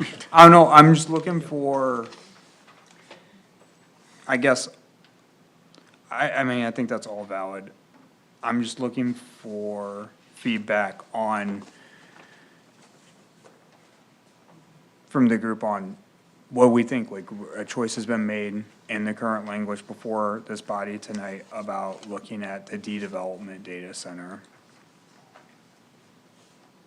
land use, or, I'm sorry, I keep using the term data center, the high-intensity infrastructure use. But that's a choice, it's a policy decision that's being made. So can we go to 6.01, second, top of that second page of 6.01? Yeah, the purpose. Yeah, so you highlighted or you added text there. Mm-hmm. I would not put that in there, because you're saying what it can't be, and now you're saying that it can be justified if it does not. The language that's be across. accommodated without adverse impacts. Just So they can prove or come up with something that says there's no adverse impacts, even if it meets our definition of the high intensity use area. I think what Commissioner Almergy is getting at, and why this kinda had to be done, is because as it's currently written, so the stuff that's, redlined out and the blue line there is what's in the ordinance now today, and if that's allowed to remain, then that could be construed as being contradictory to putting this land use as approved by special use permit. Yeah, just get rid of that, and, Get rid of that, but not add this second part. yeah. I mean, I think that would, So, I mean. It's one of those things, once you say, accept one, then everybody says, well, you accepted that one. The only thing I wonder about, and I'm not disagreeing with you, is that do we at any point specifically allow high-intensity infrastructure uses in any of our districts. And if the idea is that we take out that exclusion language that's currently in the ordinance, do we need to add something, or do we allow it by default? And I don't know what the answer is, and I'm. Once you open up the floodgates, though, you know. you Well- Let one in, you're gonna let, not to say that we can accommodate many, But isn't the issue that municipalities run into is that they broad scale disallow the land use, What is it? which opens them up for liability, right? Well, I mean, that's the intent, but a judge will, knock down the municipality and say, I mean, you're better explaining these things. Yeah, no, I mean, that's right, you can't, I think this question at the board of trustees last week, but in the context of more the pilot housing, if we approve one, are then we setting ourselves up to be in trouble if we denied another? And the answer from the attorney is no. Like, the board of trustees has that authority to decide on a case-by-case basis. You can't, We do what we did with marijuana, just you one can't- permit. You have to have some sound reasoning Right. Yeah. for it, Yeah. but you still have the authority to pick and choose, so to speak. yeah. But there is a difference though too, so that's all true, no disagreements there, obviously, legal counsel says it, it's gospel as far as I'm concerned. But, Do you believe Got everything their an attorney bond tells way you? up there.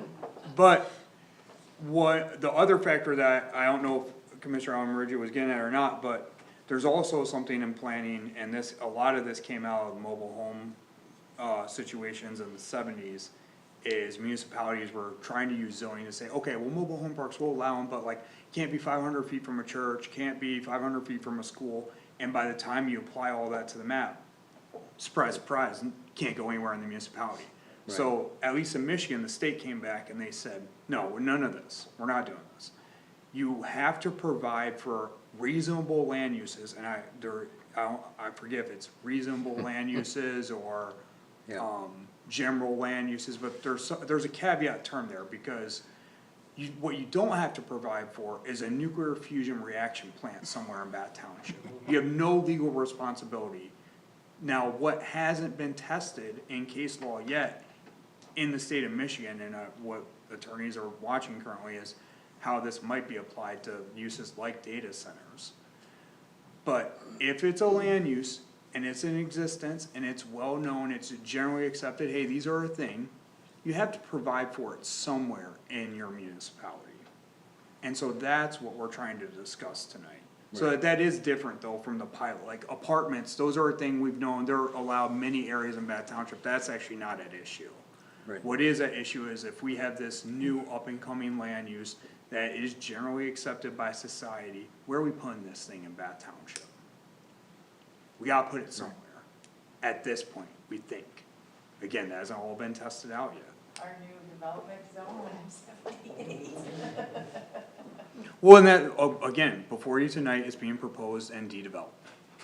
And so if the development zone was to be expanded down M78, that, if the Yes. data center comes 2 years from now, that might be somewhere they would look.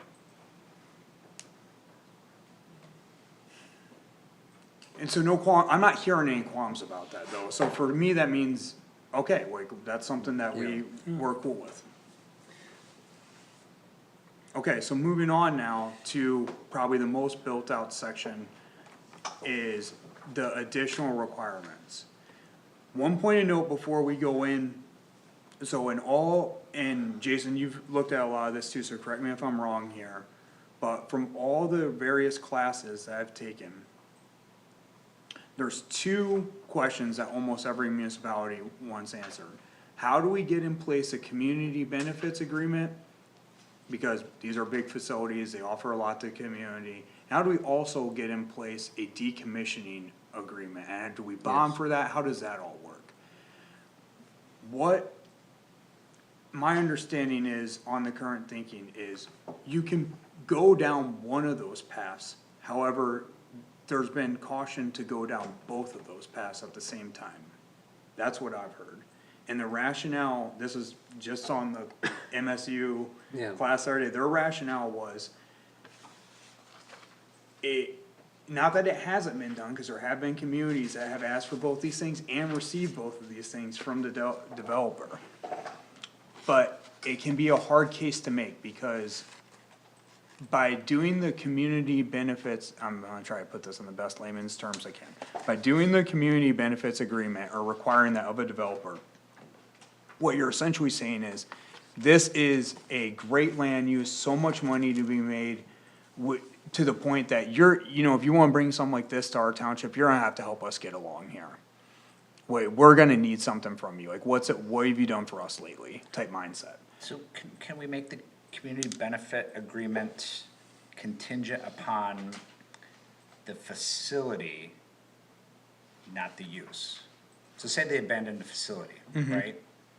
If our community benefit agreement is based on the fact that we have a giant boxy structure with a bunch of wires and, you know, generator cement pads, I mean, could we enforce that? No, I think it's perfectly enforceable, and even if you base upon the use or same, what they're saying is that would be a hard rationale to ask of the developer, but then at the same time, make the same argument to say, and by the way, not only are you such a benefit to this community that we're gonna need an agreement from you to help us with our roads and whatever, but you're actually such a risk for us that we also at the same time need you to bond up for how risky you are, because we're gonna need to decommission you. So what some of the early pushback that is starting to be seen in these conversations, like, okay, well, which one is it? Are we such a benefit to your community or such a risk? That's why you blend the two. So as long as the facility is there, right, then the community benefit remains, irrespective of whether it's used or not. And if the facility, so like, let's say you tie it to like road funding or something, like that's the community benefits agreement, which we've seen that. Right. Would you say, so like, and every year the facility is in operation, the road funding will Every year be, the facility exists. okay, and if the facility ceases to exist, then the bonding comes into play for, No, they have to, they have to decommission the facility, make how it go away, how do we? in order to stop the community benefit program. I mean, it doesn't make any sense, because like, say they go out of business, right? Right. And so we've got nothing accountable. Well, Unless that's we why have a in- contingency of, you know, Well, it goes back, the land goes back to municipal control. Well, that's why in the, decommissioning agreements that we're seeing come in place with these land uses, communities are asking for funds up front or bonding up front. That way, because what we've seen from, what's the famous Buick City in Flint, right? By the time GM was done with this was bought and sold to so many LLCs and C corps that no one had any idea who actually owned this thing, and now it's owned by somewhere in the Cayman Islands. Yeah. Good luck enforcing. Well, I mean, we've run into this issue with marijuana facilities, right, where we restrict, you know, ownership. But, you know, you're saying you have to do one or the other, you can't do both, right? You gotta say, you're such a benefit to the community, share your benefits. But at the same time, we have a realistic expectation that if you go out of business because quantum computing or something happens, right? That we don't wanna be left with a giant development that cannot be reclaimed into, you know, another usage. And so, I don't buy it personally, I mean, I think both can be true at the same time, right? It's his favorite saying. What? Then two things can be true at the same time. Yeah, they're not mutually exclusive. I think, and like I said, I think both things have been done. I just think that we'll have to be conscious about the rationale we make in our ordinance of why we're requesting, how we're requesting both things. And that's something that like, it's gonna take us more time to lock in. So where's the line, I mean, it seems to me that we want to establish some pretty solid and defensible set of ordinances and restrictions and community benefits, right? At some point, can we write this in a way that, you know, allows us some flexibility to negotiate? Yeah. Meaning we put both into place, developer says, we can't afford both, we're gonna take you to court, Yeah, cause you can get to a point where the burdens are so high, they're unrealistic, like vastly unrealistic, and I'm not, again, saying that anyone has made that argument or that we're proposing that, I don't think we are. But it's just good to be conscious of like, you don't wanna get in that space. What you don't want is something that happened, again, back to the probably most recent land use example, is the marijuana example, where there were a couple of cases in the Metro Detroit area and in the UP, where a judge, circuit court judge ordered the municipality to grant a license to a user. They were like, no, this is ridiculous. You shall provide a license. And that happened. So it's not out of the realm of possibility for data centers either. But at the same time, the market for marijuana has shifted drastically, and now there are basically these empty properties waiting to be reclaimed. Agreed. Agreed. So I guess the point of me bridging that tonight was to understand the priorities of this body, and it sounds like the feedback I'm getting is we need to look into researching both.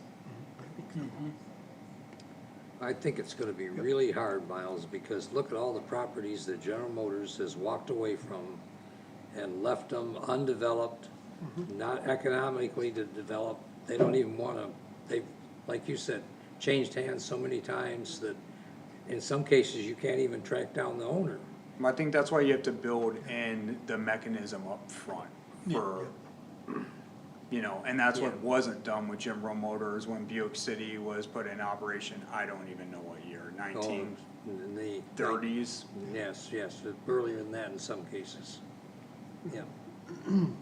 But there's been a lot of those cases, even recently, where people have built a factory and they've polluted the environment and then walked away. And it's very, very difficult to hold them accountable.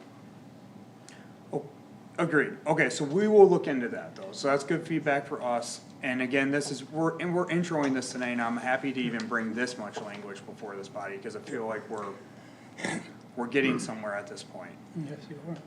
Other priorities from this body, so we've got some development standards here, minimum parcel size of 20 acres, maximum lot width of 500 feet. We're proposing maximum parcel coverage of 60%, so that would be 40% open, quote unquote. So, and by coverage and open, we just mean permeable versus non-permeable. Yeah, correct. What do we think about some of those? I mean, these are the dimensional standards that have been argued back and forth for the last year in multiple municipalities. The one I looked at, minimum lot width of 500 feet. Then you've got two setbacks of 200 feet on each side. Depending on the shape of your parcel, that only leaves them 100 feet in the middle to use anything for. Which to me is kind of ridiculous, but I think somebody reads that, could argue that's unreasonable. For that parcel, right? For that parcel. So maybe what you need to do is make the minimum lot width a lot bigger than that, or 20 acres. Trying to think what the size of 20 acres would be. Decent size. Yeah, it's decent size, but minimum lot width of 500 feet, unless it's a really weird shaped parcel. Right, and 400 feet of setbacks. Yeah, This is about 20 acres here. yeah, let's see. Let me measure it out, I think- because this is a solid square, I'm just trying to get, because when you get into these, bigger parcels, as we were talking about a lot during the Norm Fastener days, scale becomes something hard to visualize. It does. So I've got to draw it out myself. Well, an acre is, what, 208 feet by 208 feet or something like that? Yeah, so this is a solid, almost 20 acres, and it's roughly square shaped, and it's a lot width of about 1,000. Yeah. So maybe the minimum lot width should be bigger than 500 feet is what I'm getting at. Okay. Do you have a number in mind, or just bigger generally? Well, if we're saying 20 acres, it's what, 20 acres is, what's it, 1,000 by 1,000, about? Yeah, and this is pretty square shaped too, which I wouldn't say Yeah, is it's standard, not- usually no, it we're wouldn't more be. rectangular shaped. Right. So they couldn't meet the setback on that then. You could. They could, it's Oh, that one 200, you could, yeah. that it's one you could. 200, it leaves them a decent, what we would call quote unquote a buildable box. Yeah, because it's 1,000 feet, so 600 by 600 is what they got left, 500 feet if it's square. is residential property, not the property line. Do we have, What if it's just a small, narrow building that's 20 stories Yeah, But you're limited. tall, No, but you're going limited down, height. not up. Well, you could go That's down, true. yeah. Well, remember, we don't have a ladder truck, maybe they can help us with that, if that's ever became a thing, but, that'll be in the community benefits agreement. Yep. But we right now, we have a 3-story cap. I was saying going down. Oh, going down Yeah, the the ground, yeah, as long as it's suppressed, we'll be alright. Off a sidebar, have we reached like a year on the special use permit for that property yet? It seems like we're getting close. The odds. There's just more rabbit holes. Yeah, no, your approximation is correct. Yeah. I think we need to take a look at minimum lot width. I think it should be higher than 500 feet. I don't, it should be. Okay. Any other, I mean, that's fair, any other dimensional thoughts? It looks like, and this must be out of the Mason language, but they're putting a much higher. High, that's Oh. an They issue. abandoned theirs. They did. They killed theirs. Yeah, I didn't, there's a lot of political reasons going on for things right now, but purely from like, planning, theory, land use, the Mason ordinance wasn't a bad ordinance. I don't know why they. I think that height should be 35 feet, Miles, because that's what we've stuck to all along because of the ladder truck issue. Okay. Fair. Now, when we say minimum setback from any residential zone, is that from the property line? It is the lot line as defined by our ordinance.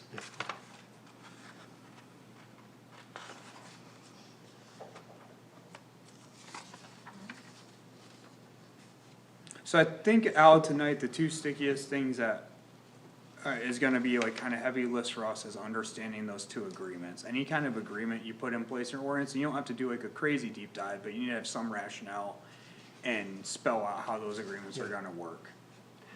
With that minimum setback from residential zone parcel, I mean, could have it that far back, but basically then they've gotta have some agricultural land or something around them to be able to put this thing in at all. Because they'd have to have, just based on that, if that square was 1,000 feet by 1,000 feet, they'd have to have 2,000 feet by 2,000 feet in the residential zone area.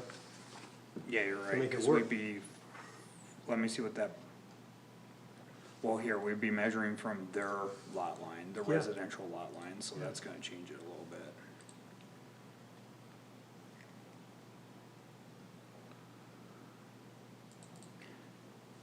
What do you think about that, though? Do you think 500's too far of a barrier to entry, or do you think that's still fair, or should be in play? The size of these facilities, I mean, probably would necessitate a larger area than that. It says online that a smaller one can be 200 to 500 acres, or 200 to 500 acres. That's not a hyperscale size one, that's a quote, smaller one. Well, what was the one in Lansing that was Smaller proposed? acre scale, sorry. That one was gonna be like an acre, I think. Yeah, it was pretty It was small. super small. It was It's pretty the small. smallest one that's been proposed in Michigan to this Yeah. point. And they pulled out. They did pull out. It's always hard to know. So But when, they had a good proposal for theirs. Yeah, so with all those setbacks in mind, this would only leave an acre, like this would be a Lansing sized facility. But without one of the reasons Lansing was able to be so small was kind of the surrounding industrial geography that let them utilize the parcel in a really unique way that was specific to that. That wouldn't be the case here, Well, obviously. plus a much smaller capacity one too. What's the logic behind the 500-foot setback? Is it It was just the something noise, that. or is it the? noise screening, noise is one of the big issues that I think we should really consider. The use of large-scale generators. One of the things I'm learning is that, those might be utilized in normal operations, depending on, electrical need. And so not necessarily emergency situations. Right, So like during summer usage, if there's, Peak demand. too much demand on the grid, Right, peak. they could lower their demand on the grid by operating those generators. And so having some things that are pretty solid in place to protect based on decibel usage and testing on full generator operations. right.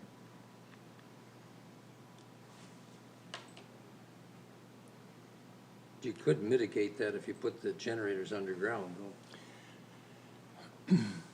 Yeah, I mean, So whatever what- they want to do to lower Or the you- decibels. Or use natural gas, heat, well, what do they call them?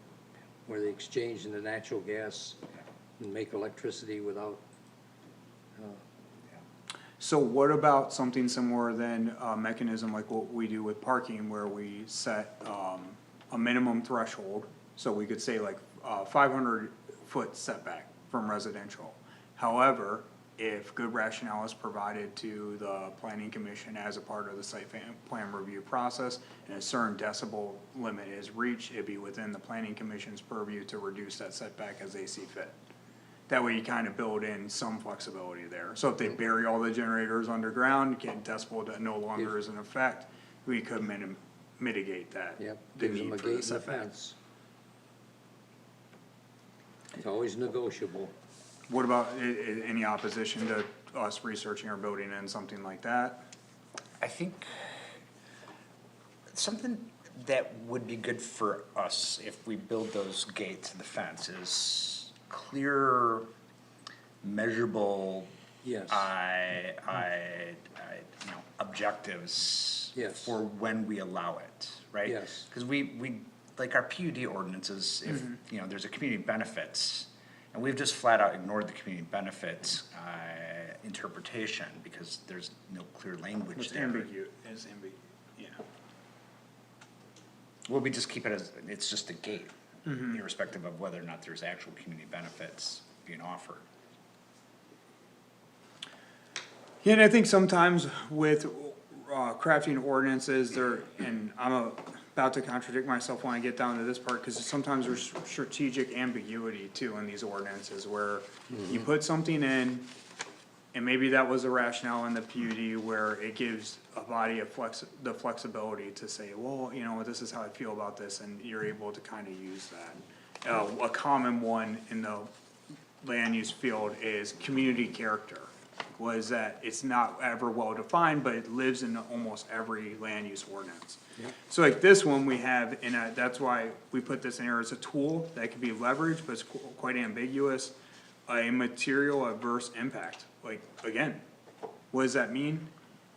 I think it's something that you could almost wanna remain ambiguous on, because if you're like, oh, this is a materially adversely impacting us, you might not know that situation until you see it, and so then it is something that's good to have on hand. But not something that you would levy every time an application comes. So I think that's where some of that comes in too. So it's, again, like, I'm not trying to contradict myself, I'm trying to thread a needle between being specific enough to tell the developer what you're seeking, but still leaving yourself tools in the toolbox to have some kind of, not leverage, but some kind of ability to lead the conversation when the application comes.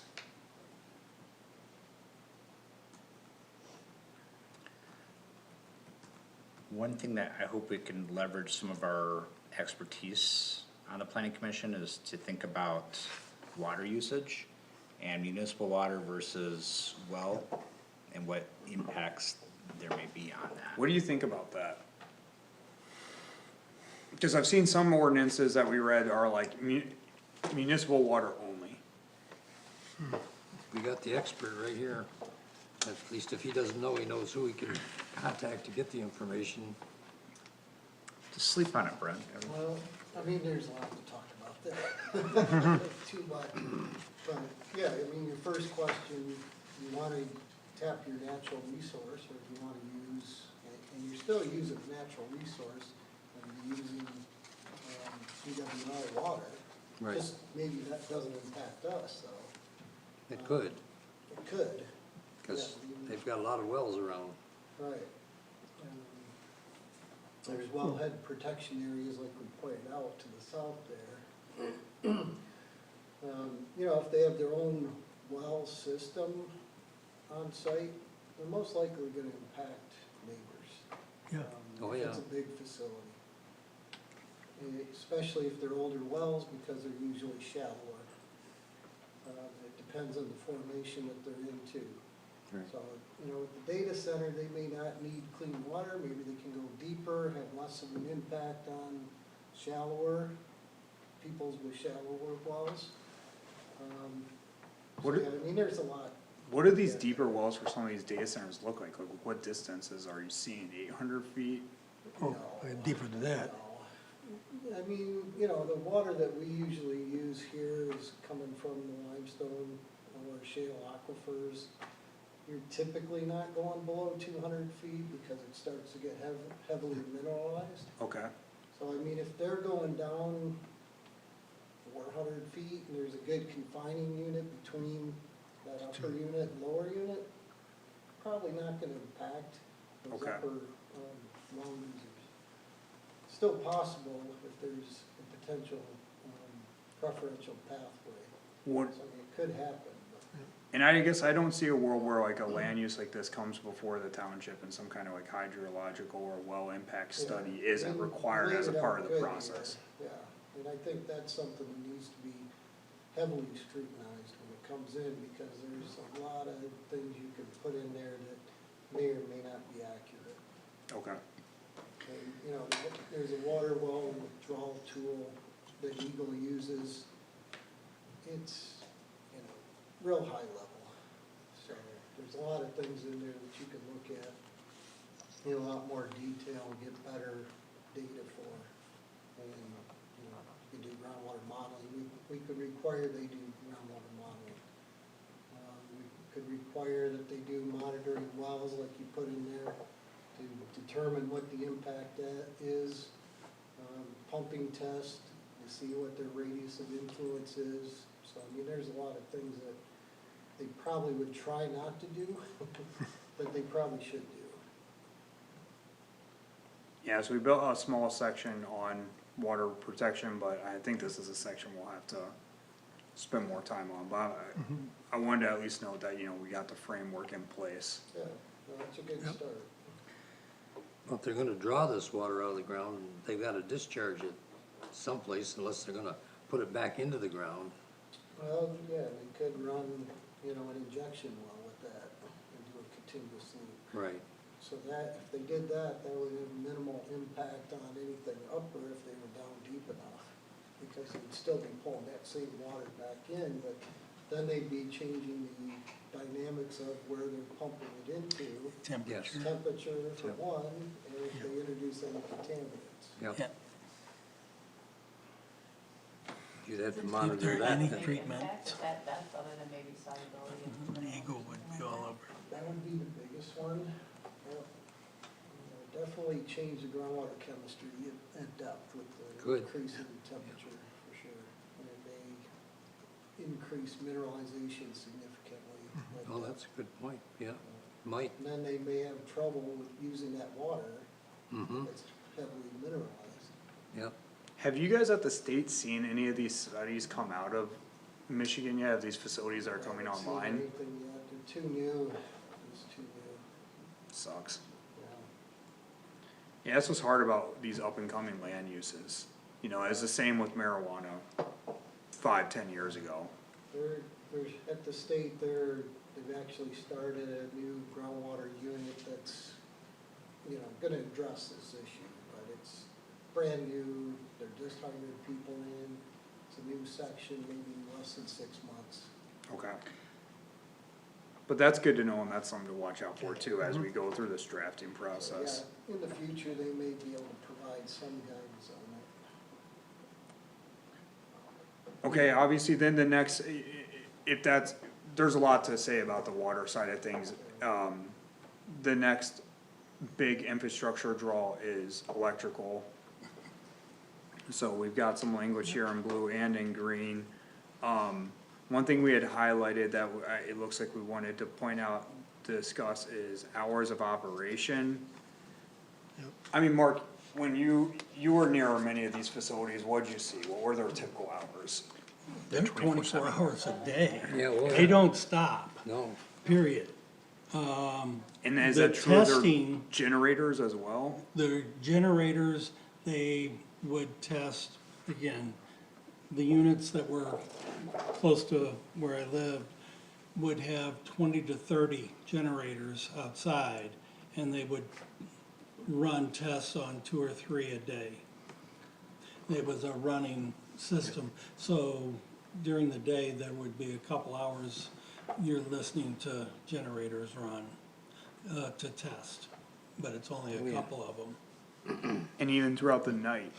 No, those did not run at night. Okay. Unless they were in the industrial, and that was a whole different world, because how to describe going into, there were areas where there were 10 or 15 of these built next to each other. And so there wasn't anybody close for apartments, because they had put the buffers up to keep them away. There was green space that I'd say was 3 blocks buffer. But the noise coming out of those facilities, I can tell you, I lived 2 blocks away. I didn't hear them. Even though, what about when you went to the ones in the industrial zone? What was your experience with the noise there? You would not hear them. Seriously, So let's say one were next door, would you be able to hear it over the highway noise? no. No, okay. well, That's then we need to pull whatever ordinance language. Yeah, Loudoun there. County, I just read the article this morning, Loudoun County has 200 data centers in it. They're typically 4 to 5 stories. They just said no more. I wonder What why. is the community benefit that they're getting? As my local supervisor said, that taxes hadn't gone up, they had more than enough money to keep it low, and the school district was extremely happy. Because again, they're providing so much money. It just, was amazing, and the infrastructure was there, because again, capital area, the data lines, anybody digging, it was hard to miss. One, Mark, I mean, we know, cause we've talked about it, but like, I don't know if Karen and Ryan know, Mark used to live in the, kind of capital area, DC, Virginia area, where this land use has been early I mean, they're building data centers there For 5, quite a 8 while. years ago. Some of the smaller ones, you would drive by and think they were just office buildings. That's what they look like. And they had the cooling towers on top, and it was just like, it was in an office complex. Now, a lot of the data centers are located around Dulles Airport. So you got the airport on one side, so that's a neighbor you don't care about noise, because they're already creating it.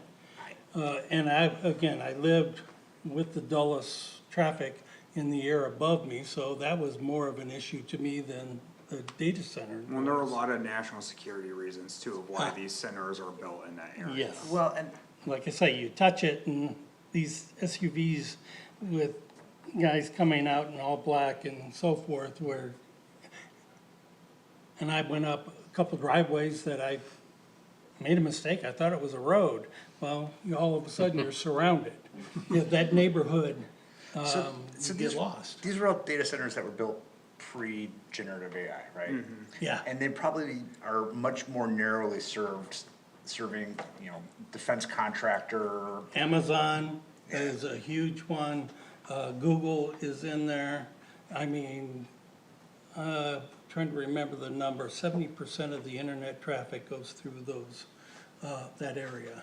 So, I mean, the scale, it'd be good to know more about, what are the scale of these facilities? Are they smaller scale? Are we, realistically trying to, zone for hyperscaling facilities here? I don't know how things have transitioned, and No, the hyperscale compared to, like I say, you see them go up, they're just cement walls straight up and open space inside with floors. do So- you support this or not support this? I look at it, and in the right space, and again, along the highway, down by the food bank, if somebody were to propose one there, I don't think the noise would bother the people across the highway or these people up here. So Drumheller, between here and Chandler, where we know we have a major fiber, trunk line, So on the. that might be a reasonable place to place data centers. Correct, reasonable, Reasonable. because with Your the idea. buffers, with, again, and these folks are gonna put up buffers, because they don't want you getting close to them. You will run into fences and bollards, like tanks are gonna have trouble. They don't want you coming in, and so they'll put up tree lines in their 24-hour security. And their security is much higher than the little rent-a-cops. Okay, alright, well, I mean, that's good insight, Mark, I'm not just for the sake of moving on with this. Yeah. But, I mean, that's good insight for us, it's good to know, and you've got firsthand experience, I think that's invaluable. Cause these aren't everywhere in Michigan yet. In your electrical infrastructure one? The biggest issue, was the power lines.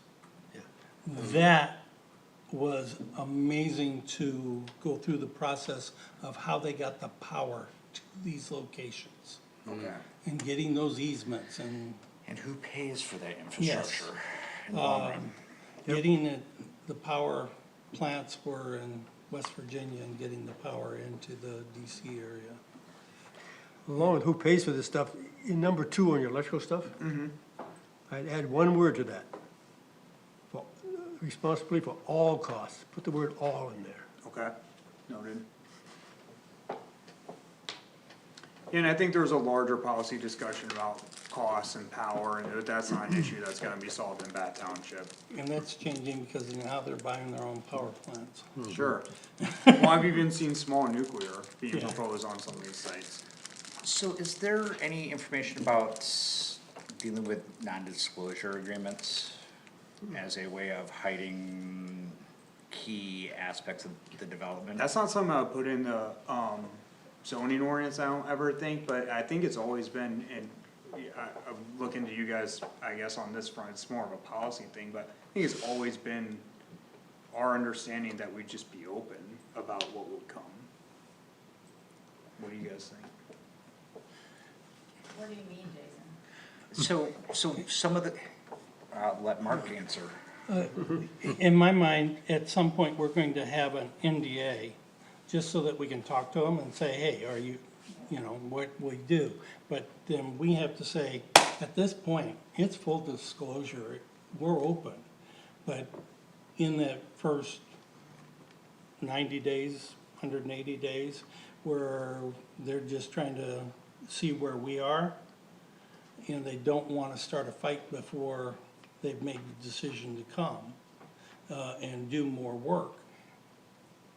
But at some point, and I don't know what that is, we have to be very open to the public and not hide anything. Like the downtown one forgot to mention the power cells that they were gonna build on the site.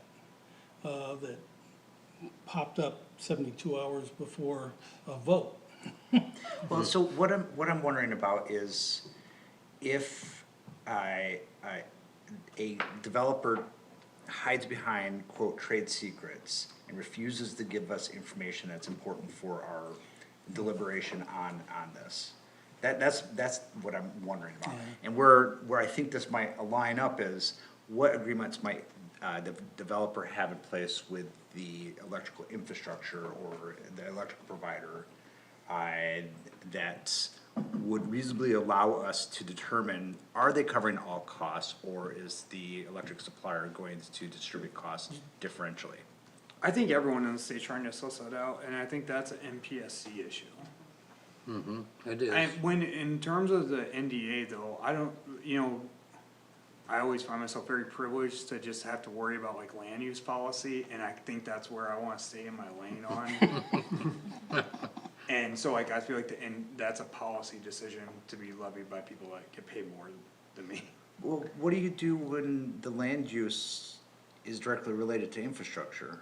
I mean, do you guys just lay it down and say, not my, Well, I think from the Bath Township side, obviously, we want them to cover the establishment of the poles, the wires, the easements, all, all the surveys that have to be done, like if they're looking to the township to levy any of that, now I feel like we're getting into land use policy.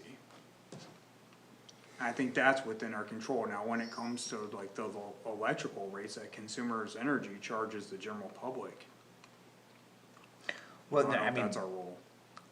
not the rates of what consumers charges the general public, but like some sort of documentation as, here's what it's going to cost for the upgrades. We have access to that information, and then we see an MOU or some sort of, agreement between, that they will in fact cover all those.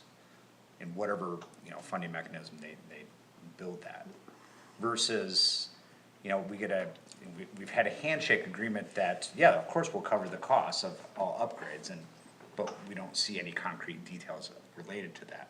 Whether that's because we don't put something clear in our language. I see what or you're saying. They're hiding behind, well, these are trade secrets that we can't release that information because that gives our competitors an edge. I see what you're saying. I think, well, that's a good point to look into, though. That's not something I can answer tonight.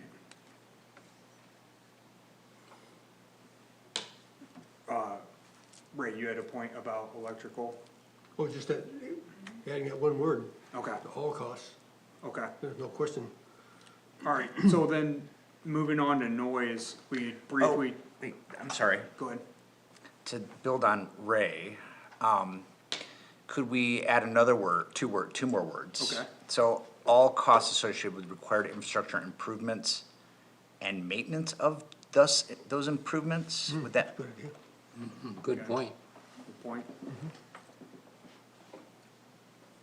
Okay, good point, noted. Lloyd. Noise, we briefly touched on it earlier, I think it's an important topic, it sounds like, what, in Mark's experience, noise has been less of an issue, and it sounds like sighting might just be the key thing there. And like limiting the generator testing hours. Which we have something in there about generating testing, Well, is that sufficient? What if the generator is used as part of normal operation and it doesn't fall under quote testing? yeah, I mean, I think we should build that in for sure. Do we make a hard limit though, of like, it shall not be used for general operation during the nighttime hours? I think if we And if have that's a deal breaker for them, like, Yeah. that's a deal breaker. tough, That's but this all falls under decibels, right? So if we establish daytime and nighttime decibel levels, it shouldn't matter if they're running generators or not, right? Is what it is, and it's easily testable thing, anyone with a decibel reader can stand at property line and test decibels. The only other thing related to generators is that, there's diesel smell, there's smells and other, pollution are generated. Okay. Well, they probably use natural gas ones, I imagine, no? Diesel? Well, the generators are for backup power primarily, so you, But that's what we're saying, he's saying not always, and what so they're that saying. could occur during the daytime hours. Now what are you gonna do? You're gonna run the generators. Right. And as long as the decibels are right. Presumably. Okay. Yeah, we have a note, just cause like, I'm always like, okay, what is 100 decibels? I guess the average conversation from a reasonable distance is 50 to 60 decibels, according to what we quickly researched. So, any thoughts on how loud we're thinking, or something that we can do research into? Okay. Alright, and then the last, I don't know, I shouldn't say last. We have a decibel for the, manufacturing plant for, We did not have a decibel restriction at that time. okay. I don't even know if that was a condition, I think it was brought, there were conversations about it. But it wasn't foreseen to be an issue with the hours of operation they were going to have, how the facility was built, the type of machinery they were using. Right. And again, that wasn't a facility that was lined with generators on the exterior of the facility either. Lighting, I mean, there wasn't much on the lighting front, we feel like obviously a lot of this can be easily met, we're fairly dark sky compliant in Bath Township, we just wanted to maintain that. Traffic construction, this is another, area that we've seen built out quite a bit. I know just from the news articles I've read about Saline, this is a heavy impactor, trucking in tons of cubic yards of soil, sand, and concrete, and it is wearing a lot of their main roads in a way that they have not previously seen. This is for the construction of it? Mm-hmm. So, and maybe that's something that we need to tie into that community benefits agreement of like, you're gonna mess our roads up, what's in it for us? How are you gonna make us whole? I would not put that under a community benefits agreement, I would put that under a separate road construction clause. Whoever maintains the road, the county road commission should be requiring them to put a bond on it, just like we do for gravel pit haul roads. Okay. That's Do you actually negligence on their do you- part. Is that actually enforced? 'Cause I It's can up tell to you them one to thing, enforce it, I've isn't it? looked into that, They should be enforcing it, shouldn't if they? it's not, But if it's not enforced, who suffers? We do, not. We do, yeah, So we don't want that to happen. right. So push it back on the road commission. That's what we've been doing with Drumheller down here quite a few times. did they actually have a bond in place? They made Slago come out and put down a lot of gravel and grading. That's not answering the question of whether they had a bond. I in don't know place. the answer to that. You know the answer, I know the answer. I know we made, Mackenzie put a bond on Chandler, but we never enforced it. Okay, well, for the purposes of the high, intensity infrastructure uses, it sounds like we know we need some kind of regulation as it relates to roads, a safeguard for us. And maybe that's in partnership with the road commission, I think that's probably smart. And then the final section, I think I can say that, no, I can't say that with confidence. We talked about decommissioning, I'm not even gonna go there, cause we got more, community agreements, and then additional review. Yeah, I think that's it. So one thing with the electrical lines, you talked about the electrical lines as something that was significant. I mean, do we have any place where we talk about burying of electrical lines? Couldn't, but that could be something that could be talked about. I think that makes sense, from an aesthetic point of view, also from like a severe weather point of view, which we're much more prone to in this area than the DC area. Don't get me started on our lines, Seems like that'd be a benefit it's to one of them my as main well. things. Yeah. I think that's, what do we think, it sounds like that's something to look into. Okay. At least lines that, cross into maybe the Webster corridor, or, certain residential areas. Okay, and I think from the developer's point of view, it might not be something that they're opposed to, cause it builds them resiliency. Yeah. A lot more Well, expensive they're though. gonna be burying a bunch of fiber anyway, let's just put the electric lines in too. There's a lot of difference between the cost of It burying it fiber probably is and expensive, but it might be high-voltage worth it. electricity. Yeah. If their facility stays up, that's all they care about. Yeah, but timing is of the essence for getting these things up and running, so. That's also true. Okay, well, that was a lot, I mean, that's a lot for us, there's a lot to take away here. I just wanna, point out, kudos for compiling a massive amount of I don't think we've ever operated at such a rapid. No, I mean, you were a huge, not to just add this back, but you were obviously a huge help too, a lot of this blue text was coming from you guys. Which gate, One other thing. that yeah, I don't know that we need to address it, but heat from the facilities, I don't know if it's a concern or not.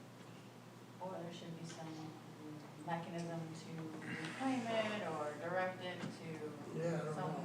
I just know they generate a lot of heat. I don't know if there's anything we need to look at there. I understand is the water usage is how they deal with the heat. There's two ways of dealing with the heat, water, right, and then electrical. And Yeah, so, but I mean, the whole facility is still gonna. Oh, yeah. I've seen Yeah, some no. Studies that just in the There's a areas, radiant heat effect for 2 to sure, 3 even with the degrees- water. 2 to 3 degrees increase in temperature around In these the neighborhood. facilities. Yeah. Yeah, I don't know if that's something that, I agree, like, that you're correct, there is a radiant heat effect with these facilities, I don't know if that's something, I think if you get to the point where you're trying to control for any radiant heat effect, then you start tripping, well, what's our draw on water and electrical to mitigate that, to the point where now that's detrimental. I don't know if they even could, honestly. Yeah. Okay, well, we got a lot, I'm comfortable, Chair, with the amount of work we got. We'll amazed be at bringing this back, of course, I'm amazed at what you've been able to put together in the brief time. that team you've had. effort. Team Thank you, effort. Mr. Elmer-Gigi. No, don't thank me, I just pulled together a bunch of random stuff, they made sense out of it all. Yeah. You bring something to Used work AI with, though. for it. Gotta use AI to regulate AI. Oh, my. Miles, do you want to give us a development update? Yeah. That's the next thing on the list. Yep, it's been a long meeting, I'll try to be quick. We brought I don't know why this keeps doing this to me. We brought a map to the last board meeting, so Kate might be familiar with this, but just a quick update on some of the developments going on. We got a lot of different developments and a lot of different phases. I think it's gonna be a big year for construction. Purely from the development side, we've got Mallory Building with two things going on. They got that warehouse on Coleman, which is in the being framed up stage. They got the Summit Holding Group Rec facility, which is in kind of the earth stage. I don't even know if a building permit has been secured, but they have gotten a soil erosion and they're pushing around some earth. Meadowbrook West Phase 3, if you guys have driven out there, which I'm sure, Mark, you've seen it, it's coming along, the parcels are divided out at this point. Lot of input from residents right now with all the rain on, we've never seen it to this level. It's working. I think fine. that is the Drain Commission's opinion as well. They were out today. Yep, and I know John Morrison with the Drain Commission is like, I would say he's in Bath Township right now more than he probably wants to be, but I appreciate him for being down here. The Maximum Flex Storage Facility is still under the construction review, that's why it's in orange. Gary Lane, condo is still under construction review. A lot of infrastructure in the ground having trouble playing nice in the sandbox over there, so just a series of engineering plans that have gotten kicked back and forth between agencies, so, no one loves that, but that is the nature of the game sometimes. Service station, as some of you guys might have seen on Webster, is underway. I think they were pouring concrete this week, so that's all exciting. Bath Village Diner, I might have seen on the good old Facebook that there is a lady in there trying to establish a use, and from the zoning perspective, there wasn't much to do as a diner before. It was approved for a special use permit for a restaurant. The use, as we've talked about, lives with the land, not with the user. They weren't changing any of the dimensions of the facility, nor were they changing the setup inside the kitchen. However, that doesn't mean that they don't fall under all kinds of state regulations from the building code and health department side, which I think they're coming up against now and learning kind of how that works. So, that'll be interesting, I'm hopeful, but we'll see. First Choice Housing, the interior of those structures, that's the fourplex on Main, is getting finished out.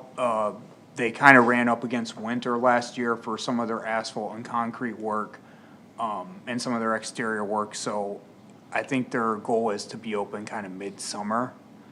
So, exciting there. And then, finally, the Chandler Estate Group Daycare, or Group Home Daycare, you guys met them tonight. Yep. So, that's that. And then before I end the report from planner, I wanted to turn it over to Ally. She has an announcement, I guess. Oh, hi guys. Well, I wanted to thank you guys so much, but school's coming to an end and I'm looking forward to graduate.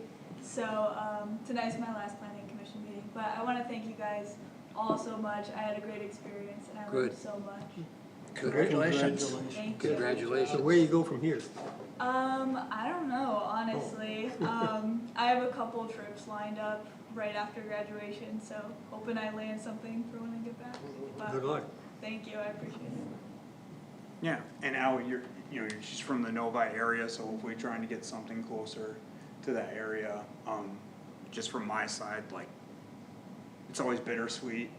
It sucks. Allie's been with us actually for a while. Yes. And, just done an amazing job, and I have concerns about our work capacity when she leaves, so. Yeah. Are we trying to build a Yeah, so, spot? when we lost Bobby, we had a round of interviews and, we had two applicants that we were very close on. It was really hard to make a decision. We obviously went with Madison, but we've reached out to the kind of that other applicant to see if they were interested, and we think some timelines could align.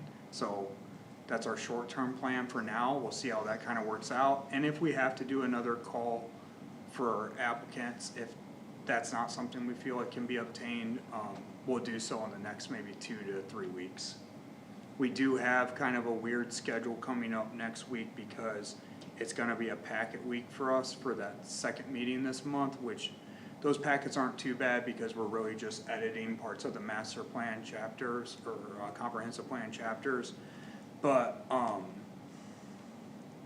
we have also, me and Ally, along with many other planners in the industry, will be making our way down to Detroit on Friday to be a part of the national conference. So it's gonna kind of be a weird work week for us. All right, that's a report from planner. Thank you, Chair. Oh, you're welcome.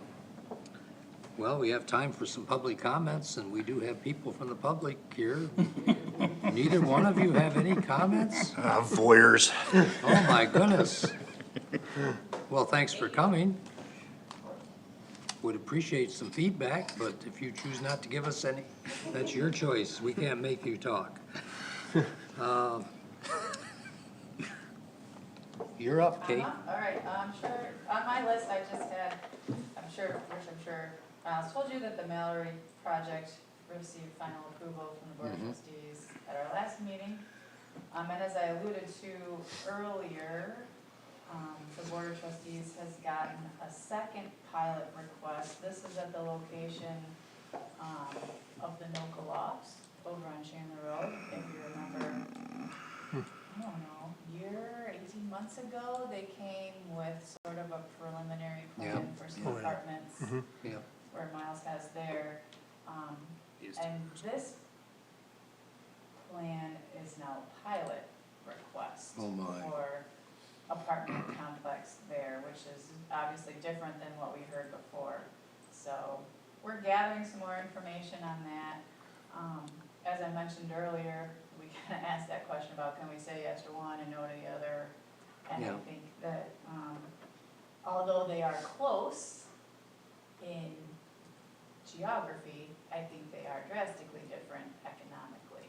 And, I feel that the Board of Trustees had a lot less support for a pilot in a place that's a very high commercial, where we've already seen success of typical commercial apartments there, so.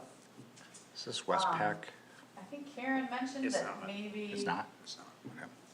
I think Karen mentioned that maybe there was a new map that had been released by either the state government or federal government of zones where these pilots would be approved, and maybe alluding to that this area is now part of that map that hadn't been before, which would account for the reason that we got 2 applications in 2 months after not getting any for a decade. So I think we're in the process of maybe trying to track down that map, just to see how it impacts that township. Probably something that the planning commission should take a look at going forward. Kate, when you say pilot, is a pilot for what? Pilot means payment in lieu of taxes. Oh, okay, it's an acronym, not a. Right. Got it, thank you. Yes, the acronym pilot. Spelled differently. So same deal, where they would collect rent, and then instead of being a commercial tax base, the payment that the township gets is basically just a portion of the rent collected. The idea being that decrease allows for a lower control on the rents for workforce housing as opposed to maybe the more typical college student housing that is over there. I don't know. But What that did that- only applies to the township portion of the tax, is that correct? Which is probably the next question. Doesn't apply to school taxes or, I don't remember.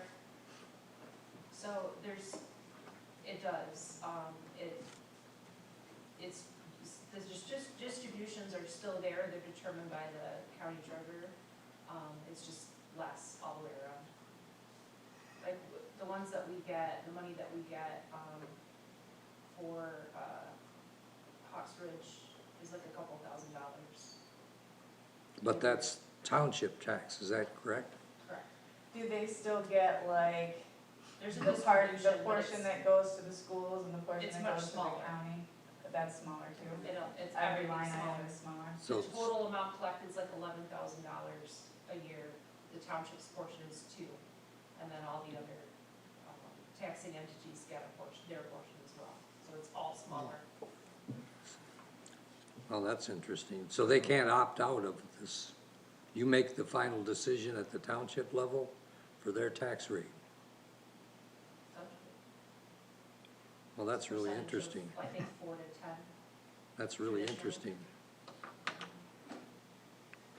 So, yeah, I think that if it is the case that more of Bath Township is included in this pilot approved map area, we should probably try and find that out.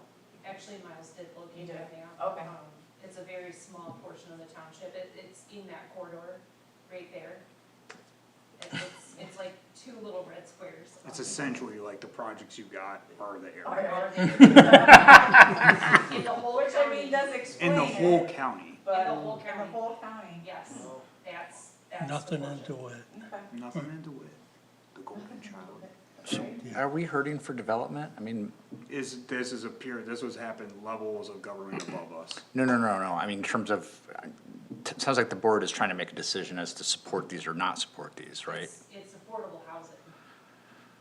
That's the real question. Yeah. Right, so if we have said that we value supporting projects that put more housing in our community, these are projects that do that, but do we value them enough that we're willing to take the hit on the potential income tax to the township? I think that's really the question that we're deciding, as well as the secondary costs of police and fire, Yeah. response, type situation.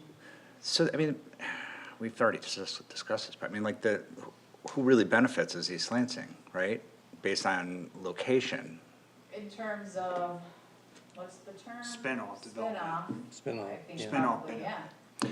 No, well, even not spin-off, I mean, if, you know, the people who are gonna be drawn into those developments are not gonna be people who come from, you know, Bath proper, right? Whatever that may mean.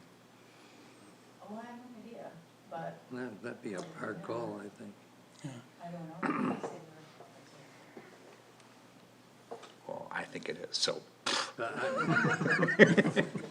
we mentioned, if it connected, if there was an access in off Chandler Road, then I do think it's a really different Different volume calculus. over there, so to speak, but.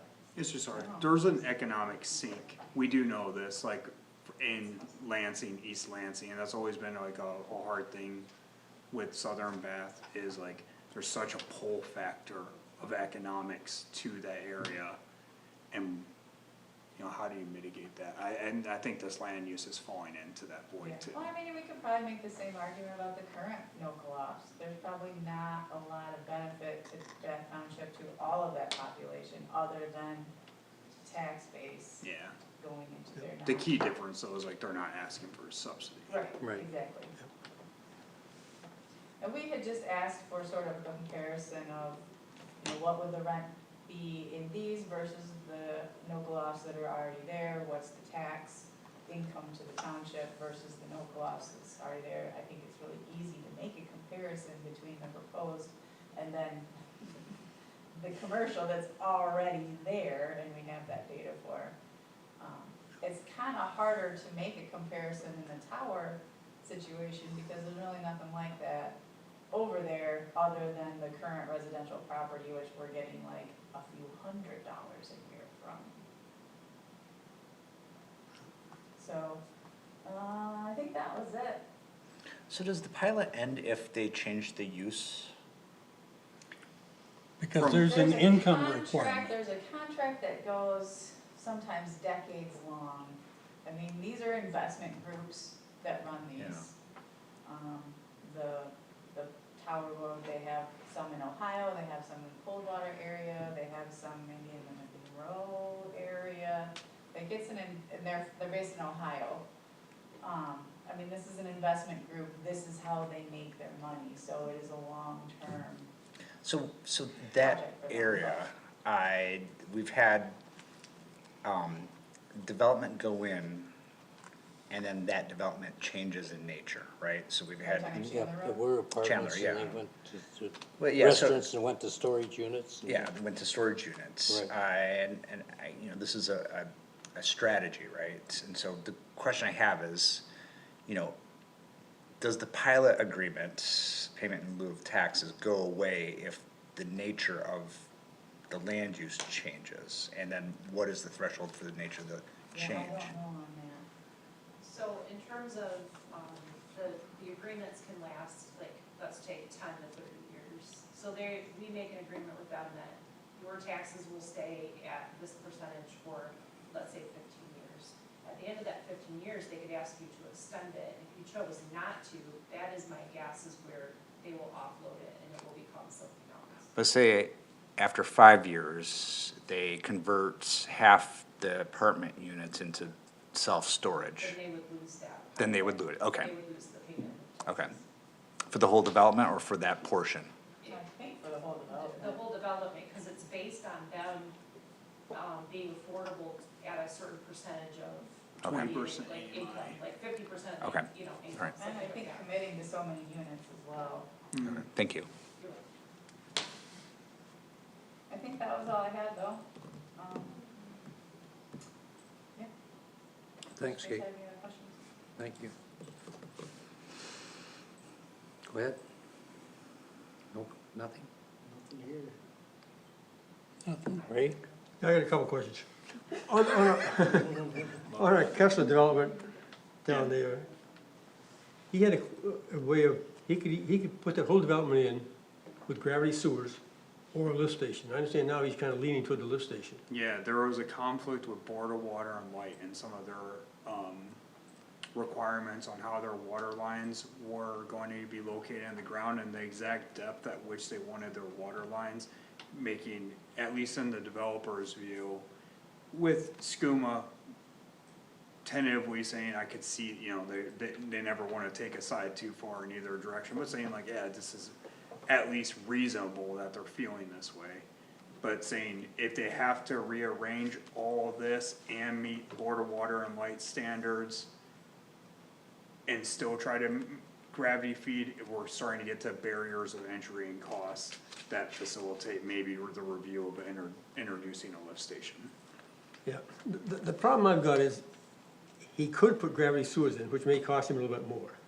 If he puts in a lift station, he's transferring that cost to the township. And I don't think that's right, we shouldn't let them do that. If you wanna build here, then if he wants to put in a lift station, then I think, and John and I talked about this briefly, is there a way that we can say, okay, if you're gonna put the lift station in, then you're responsible for maintenance of that lift station while it's there? It sounds like a lift station deviates from what this board approved. Yeah. Yeah. So I've approached the administration, I'll say, and talked about like, hey, we have a change in play, it's infrastructure change in nature. And it's always been the township's policy to say, if we're, cause whenever you approve anything, there's a ton of engineering that goes in. And we didn't, the thinking was that this doesn't significantly change the land use that was approved. This is just changing how the infrastructure is serving the land use, which is not a land use decision. Well, hold on a second. I'm not buying that. You know, a land use comes with benefits and costs, right? And so when this body deliberates, you know, we take those into consideration, which is why the mechanism of special use permit allows us to put in restrictions, right? To protect the township. And so this board made decisions around approving this with some stipulations that we felt were important for protecting the township. And Ray has articulated, you know, where are those costs gonna reside? And so, you know, I don't know if there's written township policy as to, you know, what goes under administrative, you know, approval versus goes back to the planning commission for. There is in regards to structures, land use, dimensional requirements, there's nothing in play for infrastructure, how the sites are, and in Bath Township, we review infrastructure very heavy on the front end when we, much heavy, and more heavy than any other municipality I've ever seen, actually. And I think that's not for naught, because I think it helps us understand if we're gonna move forward with a project, is this actually achievable? So I've never been opposed to that, but if the project is approved, the land use is approved, and infrastructure changes happen as long as it doesn't necessitate like a large deviation for the land use that was approved. And that's every development ever. So, like, for the Sunrise Forest development, the road configuration that was approved ended up being totally different than what was put in because of MDOT requirements. I would be careful. We'd have to bring Because- back every project that's ever approved 6 times if we're gonna start. Well, and I think that's where discretion comes in, but when a planning commission brings up, hey, I noticed this is a significant deviation, I mean, that should be attended to. One of the things that we do is we approve special use permits, PUDs, contingent upon completion of, you know, the various elements, right? We can not do contingency-based approvals, we can do approvals based on the final review of the final document. And so we offer Yeah. you I would caution some against that. leverage. I would caution against that though too, because asking a developer to have full sets of that would require them to go through possibly years-long process without even, a bank's not gonna fund that. Like, a bank's not gonna give them a loan to even approach the project if they don't have zoning approval, and they can't go through the review that's required for all the infrastructure that's in play if they don't have debt to finance this. But we do have the rights to review and make approvals based on final documents, right? Final land use documents. Final special use permits with all the elements, all agency sign-offs. Even the level of infrastructure review that takes place in Bath Township is far and above, again, anything I've seen in any other planning commission. But we're not in the business of comparing ourselves to other planning No, I commissions. understand, and I think that's fine, and that's warranted, and I think it's a good thing that you guys do, but again, like, trying to say that we're going to review infrastructure in every minor detail prior to zoning approval, you'll never see a project in this township again.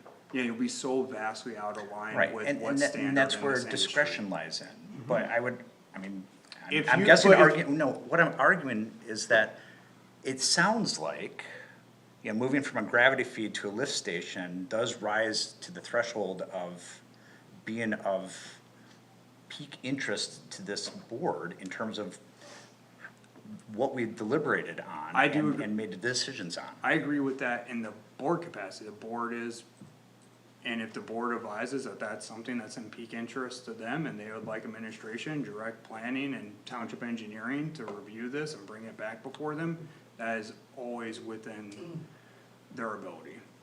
And you're talking about board of trustees. Board of trustees. Okay, all right. I think it's just something we need to look at for all developments is, you know, we've got lift station on Chandler Road now that we're trying to get rid of if we can get this Chandler Road project done. Because they were put in long before my time, but they probably shouldn't have been allowed. Or if they were allowed, they should have been paid for by, and maintenance paid for by the people who use them, because it's a limited use. Same thing for the residents down there, say, okay, if you're gonna give us this lift station, then the residents are gonna pay us One with some of the, I just a happen, higher sewer use fee to pay for the cost of maintenance of that lift station. I just happen to know, cause we are looking at all the lift stations on Chandler Road right now. Different lift stations do have different agreements. Yep. What was approved over time, and so some of those developments are paying for the lift stations And some costs over time and some aren't. It's just the deal was made at that time. I think that something. But to my knowledge, the establishment of any lift station has always been paid for by the developer. The long-term Correct. Is maintenance of it, this I've a seen it both situation where ways. you could do like a special assessment? I mean, that's all, that you could Yeah. retroactively do that at any time. Well, generally, one of these developments, a developer's gonna, if he had a choice, would probably always go with a lift station, even if you do it with gravity, just because it's cheap for him to do that. He put in smaller pipes and a force main to connect to our system, we pay for the cost of the lift station. Actually, according to our engineer, with some of the costs of these lift stations, that's not always the case. And we, for the last little bit, trying to been sussing out what's real and what's not from the numbers we've been seeing, both from the township engineer and the developer. Okay, but that is, the only other question, and since we got our experts here, what's the status of the Chandler Road project? I know it's been pushed off to 27, but is the design pretty much set? That's or is- not true, that's Not not true? true. It's not true. So we are proceeding, with, we chose the contractor. We've been doing some value add engineering, trying to bring some of the costs down. The board approved, the cost to be expended and bonded for. The project will start in June. What are the limits of the project? Because that used to be Lake Clancy Road, it's come north, It has come north to Coleman, and how far north does it go? to State Road, I believe. Okay. We've had an issue, which I talked to the county about a year or so ago.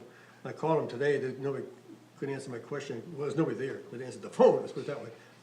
Is, we've been pushing for a right turn lane on Club Course Drive for a long time, because that 55-mile-an-hour speed limit there, and people turning in, that's why I brought it up to the people, if they're gonna put a driveway in, I don't know if you were here, but I was. for their daycare place. That's a dangerous thing to do, so I gotta get with the town. When I talked to you before, they said, well, maybe when we do the project, we can get that done. But, I think it will go to State Road. yeah, but, yeah, this would be something, I think, from the funding, have to see how we, what they can do. I don't think that'll be included. not as far as that project, maybe we can get it approved some other way, I think the Board of Trustees has been getting a lot of updates on Chandler Road project, but I don't think actually at the planning commission level, we've continued to update maybe as well as we should. But there was some extra funding that was provided federally, and then that allowed the county and the township to be able to come up with a way to make it happen now, rather than pushing it off. So if they got a contractor, do you have an estimated start date of actual construction up there? June. In June? Because I had heard from somebody that because of the 27 project, the state asked us not to do that this year. But apparently that didn't happen. There's been some agreement on keeping Coleman open because of the project on 27. But it needs to proceed, so it's not an option. Okay, so June that'll start, okay. So just avoid going through there altogether. Well, I can't. You go out the other side of Buck Hollow, but, Yeah, which it would actually probably be easier than well, heading I'll go to Clark Road and go that way, so I'll get out. Well, to Wood, Yep. it's an Okay, extra thank 10 you. miles. Mark? No. I'm kind of curious, Karen, this pilot thing, because when you do a DDA, people have the option to opt out or stay in as far as the tax distribution and the rate. It seems odd to me that the township can make a call that affects all of the other tax recipients is, you know, like schools, intermediate school district, the blue bus people, their tax rate as well. That is the case, though. Correct. Oh, that's really interesting. It's a state. Do they get to participate at all in the decision then, as, whether you, Municipality. Just the board. oh, interesting. On the Chandler, just one thing on the Chandler Road, is the township gonna put out some kind of press release or something that, when it's gonna start and stuff? Because- That communication will be coming, I'm guessing, from the road, it's not the township's project. No, I It's realize Right, that, it's yeah. the road commission's project, So, yeah. communication will be occurring, I believe, from the road commission, and out. Okay. Yeah. I gotta call into Doug Steffen to see if, about the, Did you right, left late, him they'll a ask you message? about that too, okay. You left him a message? Yeah, not about that, about the, No, I just just about the mean, right like, you term. gotta leave a message and they'll call you back, he will call you back. Yeah, okay, good. So it's the county road commission's project, but we're But we're paying for it. we're paying. But if you talk to him, ask about the daycare driveway too. Yeah. Okay, I'll entertain a motion to adjourn. Motion. Is there a second? Support. Those in favor say aye. Aye. Unanimous. Thank you, gentlemen. Thank you. Thanks for sticking around. It's been a long night in some ways, hasn't it?